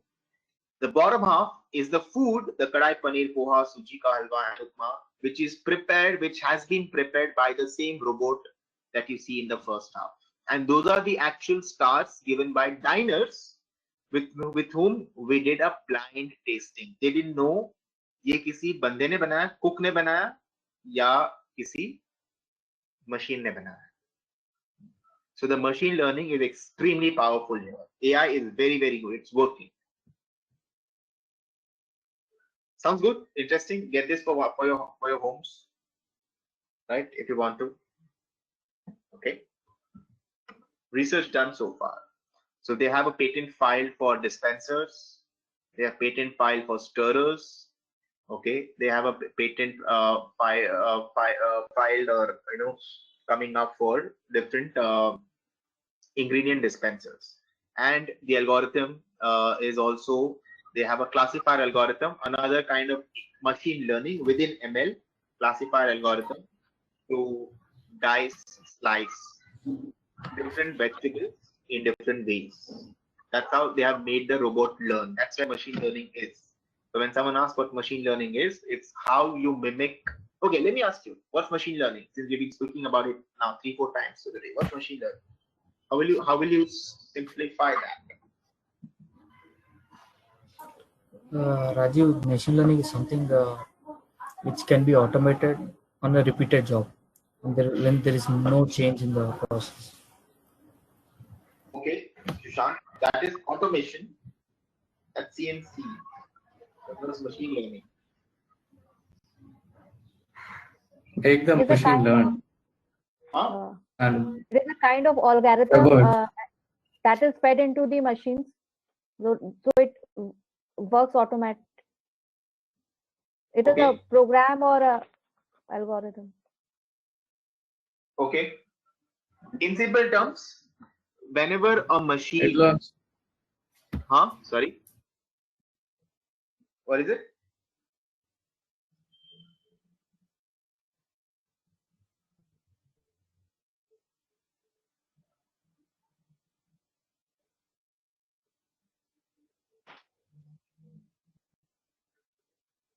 What is it?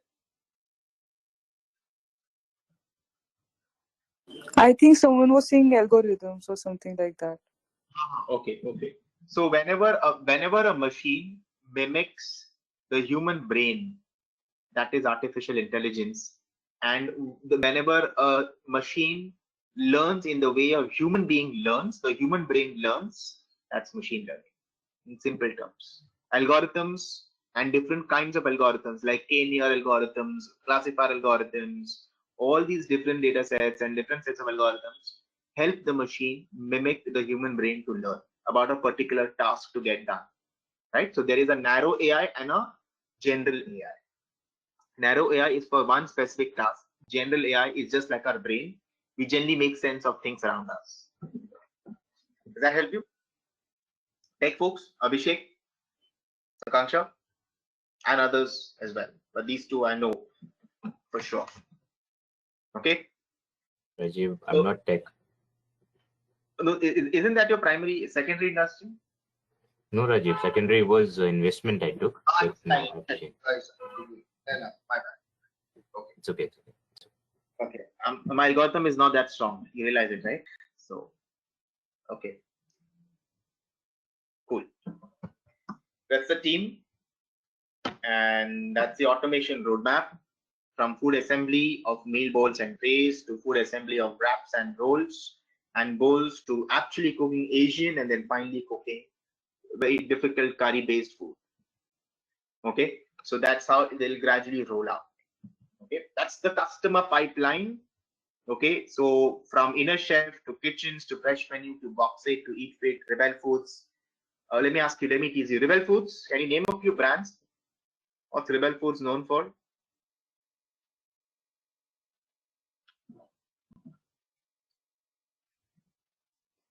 Anyone stacking CPG or no? Consumer packaged goods? Now no one is. Paso. Vasos and Devanshi and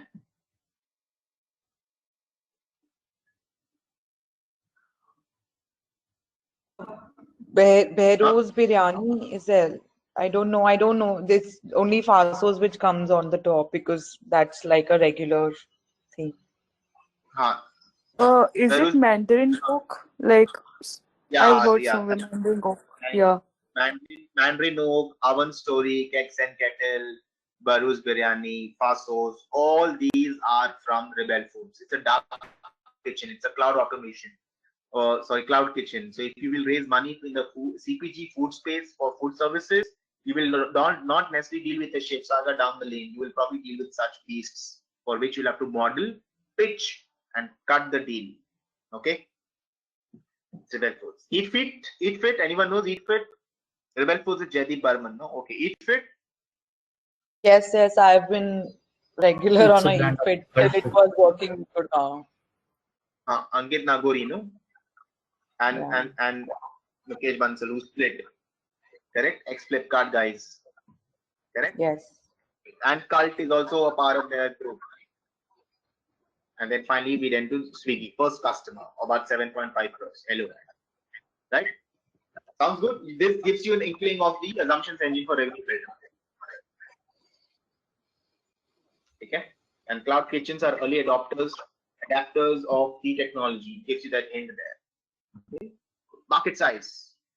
For a food assembly, India mein, those are the things. Market size for food wraps, cooking of Asian dishes. Okay, about 6,400 Chinese restaurants in the metro, and overall we're talking about 1.2 million restaurants in that space in India alone. That's the kind of market opportunity we can go into. Okay, prove it in India, take it to the world. Okay, that's the business model. Food assembly robots. Okay, product sales one time. Consumables. Remember the patent applied for and patented products and components. Okay, repeat sales because it's like you sell a car and you also sell spare parts, right? Oil, lubricants, tires, springs, brake pads, and the likes. Okay, refrigerant and the likes, and then there's an annual maintenance. Unit economics. We just spoke about unit economics. We did that in the model. Yes, seed gets applied here. Okay. That's the kind of India and US we're talking about per order, right? Both of these, India unit economics and the US unit economics. Of course, US unit economics is higher, right? Because of the price point, purely because of the price point. Sounds good. See, all that we've been doing, discussing in the model, and been conversing since day zero that we met, it's all being applied, right? In all these three different pitch decks. Absolutely practical, hands-on. It's up to you how you juice it out. Okay, from me. Right? Sounds good. Competitors, this Chobotics. Because you will always ask, I have competition on. You should know what competition is, right? So it's Chobotics, Gourmet On, and you have Spice, right? One only does salad vending machines, other does Chipotle style restaurants, and Spice started developing and owning automated restaurants. So business model really alag hai. Automated restaurants, okay, simple, using their own robots. Okay, so you can keep looking at different things. Awesome. That's the finances. Okay, revenue projections, use of funds. That's it. That's the team. That's expression of interest of procuring machines from Swiggy. All right, as a testimonial. Or Nutrimatic.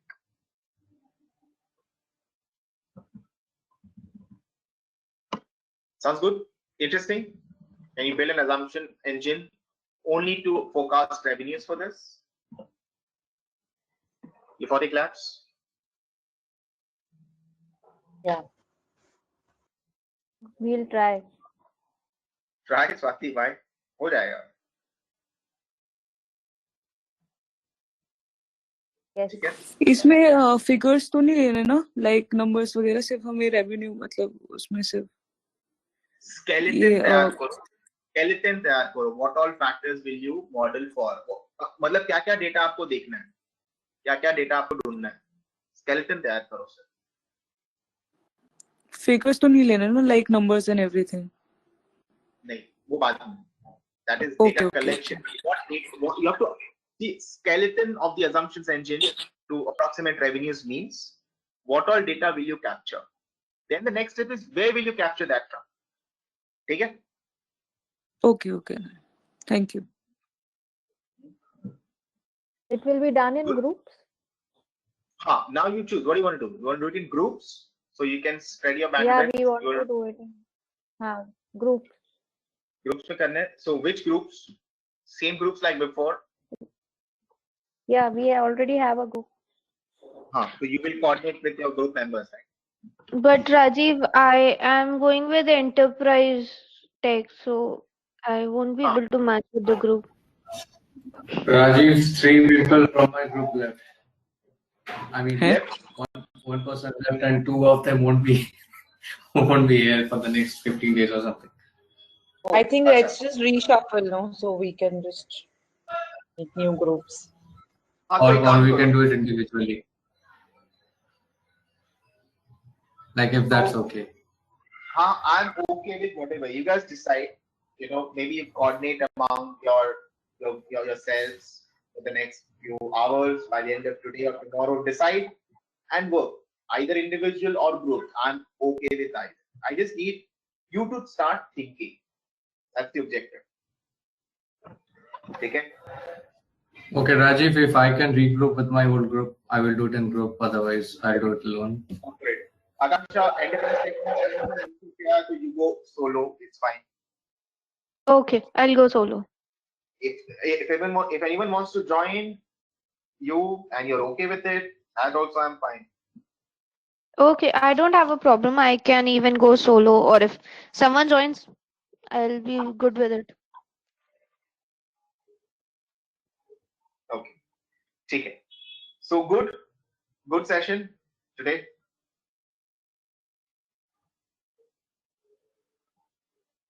Rajiv, we are still left with that SpiceJet issue. Yes. I know. Hey, so क्या करते हैं? Saturday first thing I'm going to start with SpiceJet. Whatever happens, so we clear that out. Okay. Rajiv, you should take this issue, otherwise Akansha won't sleep at all. She has difficulty in sleeping. Sorry, I have this habit. If something gets stuck in my mind, I need to clear that. That's my. Yeah, it happens. Yeah. Hey, Rajiv, any chance? Any chance we're going to get those pitch decks to work with? Or they're not supposed to be given out? I can give you. Let me clean it out and give it to you. Let me sanitize that. Yeah, you just of course. Yeah, remove the because sensitive contents. Yeah, because you realize that. You realize this thing, right? I'm sitting on a lot of real world data, right? Absolute real world data. Absolutely. So not everything I can share, but I can talk about everything. That's not a problem. But something that needs to be shared, please bear. And I need to sanitize a little bit and give it. Okay? So Absolutely. Okay? But this is the only way to learn, right? Real world data, no hypothecation. No hypothesis. Not assumption based thinking. Right? ऐसा कोई hyper company होगा. Right? That's it. Rajiv, can I take a different company and work on that? Which one, Sushant? Maybe I'll search in Google, not yet fixed. Can I work on different company? I mean, fine. No worries. क्यों ये दो पसंद नहीं है? No, not like that. So? I just want to go with my analysis. So I have Full buffet. Tell me which one. I have AR, mechanical chef. What do you want? Truck company, tire company. What do you want? Some AI, some healthcare food company, vending medical, machine. fintech, Food vending. food vending. Yeah. Food vending. Okay. I think Most there of the is. Japanese, Korean countries use that. हाँ, so food vending एक नहीं है मेरे पास. Sorry. That is something I don't. Okay. Food cooking है. Can I try Food. that? हाँ. Can I try that? Yeah. Try that. I have a company that makes food vending machine. उसका pitch deck है मेरे पास. Okay. ATM So I found a company. Cash vending machine, food vending machine. वो सब है मेरे पास. हाँ. Okay. So I found a company, Bicom Asia. हाँ. Micro. It's a Japanese company. हाँ. BICY, Bicom company. Okay. It's a Japanese company. Can I try that? हाँ. Try that. Try that. Absolutely. Go for it. Very good. So No, if you want to pick a company which is close to your heart, please go. Absolutely fine. I'm willing to give you inputs there. Yeah, Okay? thank you. I have a small doubt. Sometimes I will keep watching Dragon Den, UK's Dragon Den. Sushant नहीं आवाज नहीं आ रहा है क्या बोल रहे हैं? So sometimes I watch Facebook videos of Dragon Den. Dragon's Den. So is that useful for us? Understanding, because many people come for the funding. Maybe, of course. I mean, anything that helps you. I mean, Shark Tank is one of those, right? Yeah, Shark Tank, yes. Yeah. Absolutely. And those, if Sushant, if you realize, those are the exact same questions that they ask that we've been talking about, right? Yes, exactly. Yeah. So let me help you with. I said, okay, this is the company. It's called Astra. That makes these vending kiosks, the machines. You see this? Okay. Yeah? Yes, I'm seeing. Yes. So actual food vending brand company नहीं है, but one who manufactures that वो है अपने पास. Correct? Okay. They supply to Diebold and TCS and Godrej and Wipro and the likes. Correct? It's another M&A transaction. Okay. So it's called Astra Metals. They have a plant in Goa. Okay, that's the actual plant. Okay. Sampling machine. That's the sheet metal sampling machine. Right? Yeah. Can you give the name in the chat? There's another pitch deck, guys, that you should be building. Thanks, likes of these. Okay. Euphoric. Costume.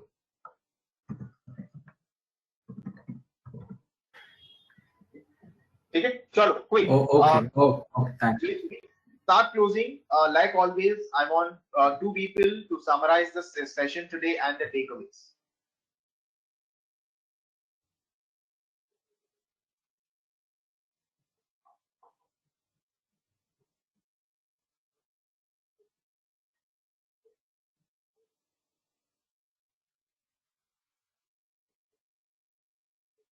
Yes. Who?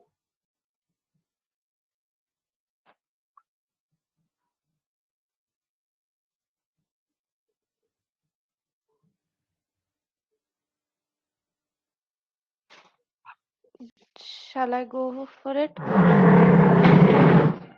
Yes.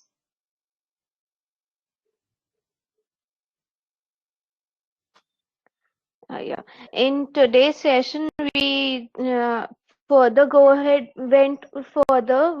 with our financial model for an e-commerce industry. In that, first we learned to calculate the gross order value and then the net order value, which is the gross order value is usually based on the item values and the items being ordered, while the net order value involves the other aspects as well, which is markdown, discounts, etc. The major point which we need to keep in mind is that always the net value, while calculating the discounts and markdowns, first it is the markdown which is calculated on the gross value, and from the remaining amount we are to deduct the discounts and other promotions which we receive. And cost of goods sold is something as an expense which is the actual cost which is incurred on the product, so it is not to be included while calculating the net order value. Rather, it is to be deducted from that in order to reach out to the profits. Then further we went ahead with calculating the customers, in which we calculated the churn rates and the amount of customers which we consider would be churned out during the year. And this helped us to reach out to the average customers which we expect during the entire year. Sorry. And further, then we discussed about the other expenses related to marketing and other loading and freight expenses which might occur. That is after order placement, all the expenses which an e-commerce industry needs to bear with. And after this, this led us to that it's very important for us while making a financial model to go very granular, very deep into it, and just bifurcate every small drivers which can affect our decision making in one or the other manner. Like it's important for us to have a good hold on the number of customers which we expect to increase or reduce on an year-on-year basis, because that is also going to help in decision making as well as in making certain improvements in our working so as to earn more and more revenue. We can calculate revenue in one go, but it's important to first deep dive and segregate every single portion which leads us to that revenue in order to be able to balance all the material aspects and get a good amount at the end. That's it from my side. Wow, very cool. One more, Akanksha. So Akanksha, Swati are pro at this. All right, so is Devanshi. Cool, I'm happy. One more, quick.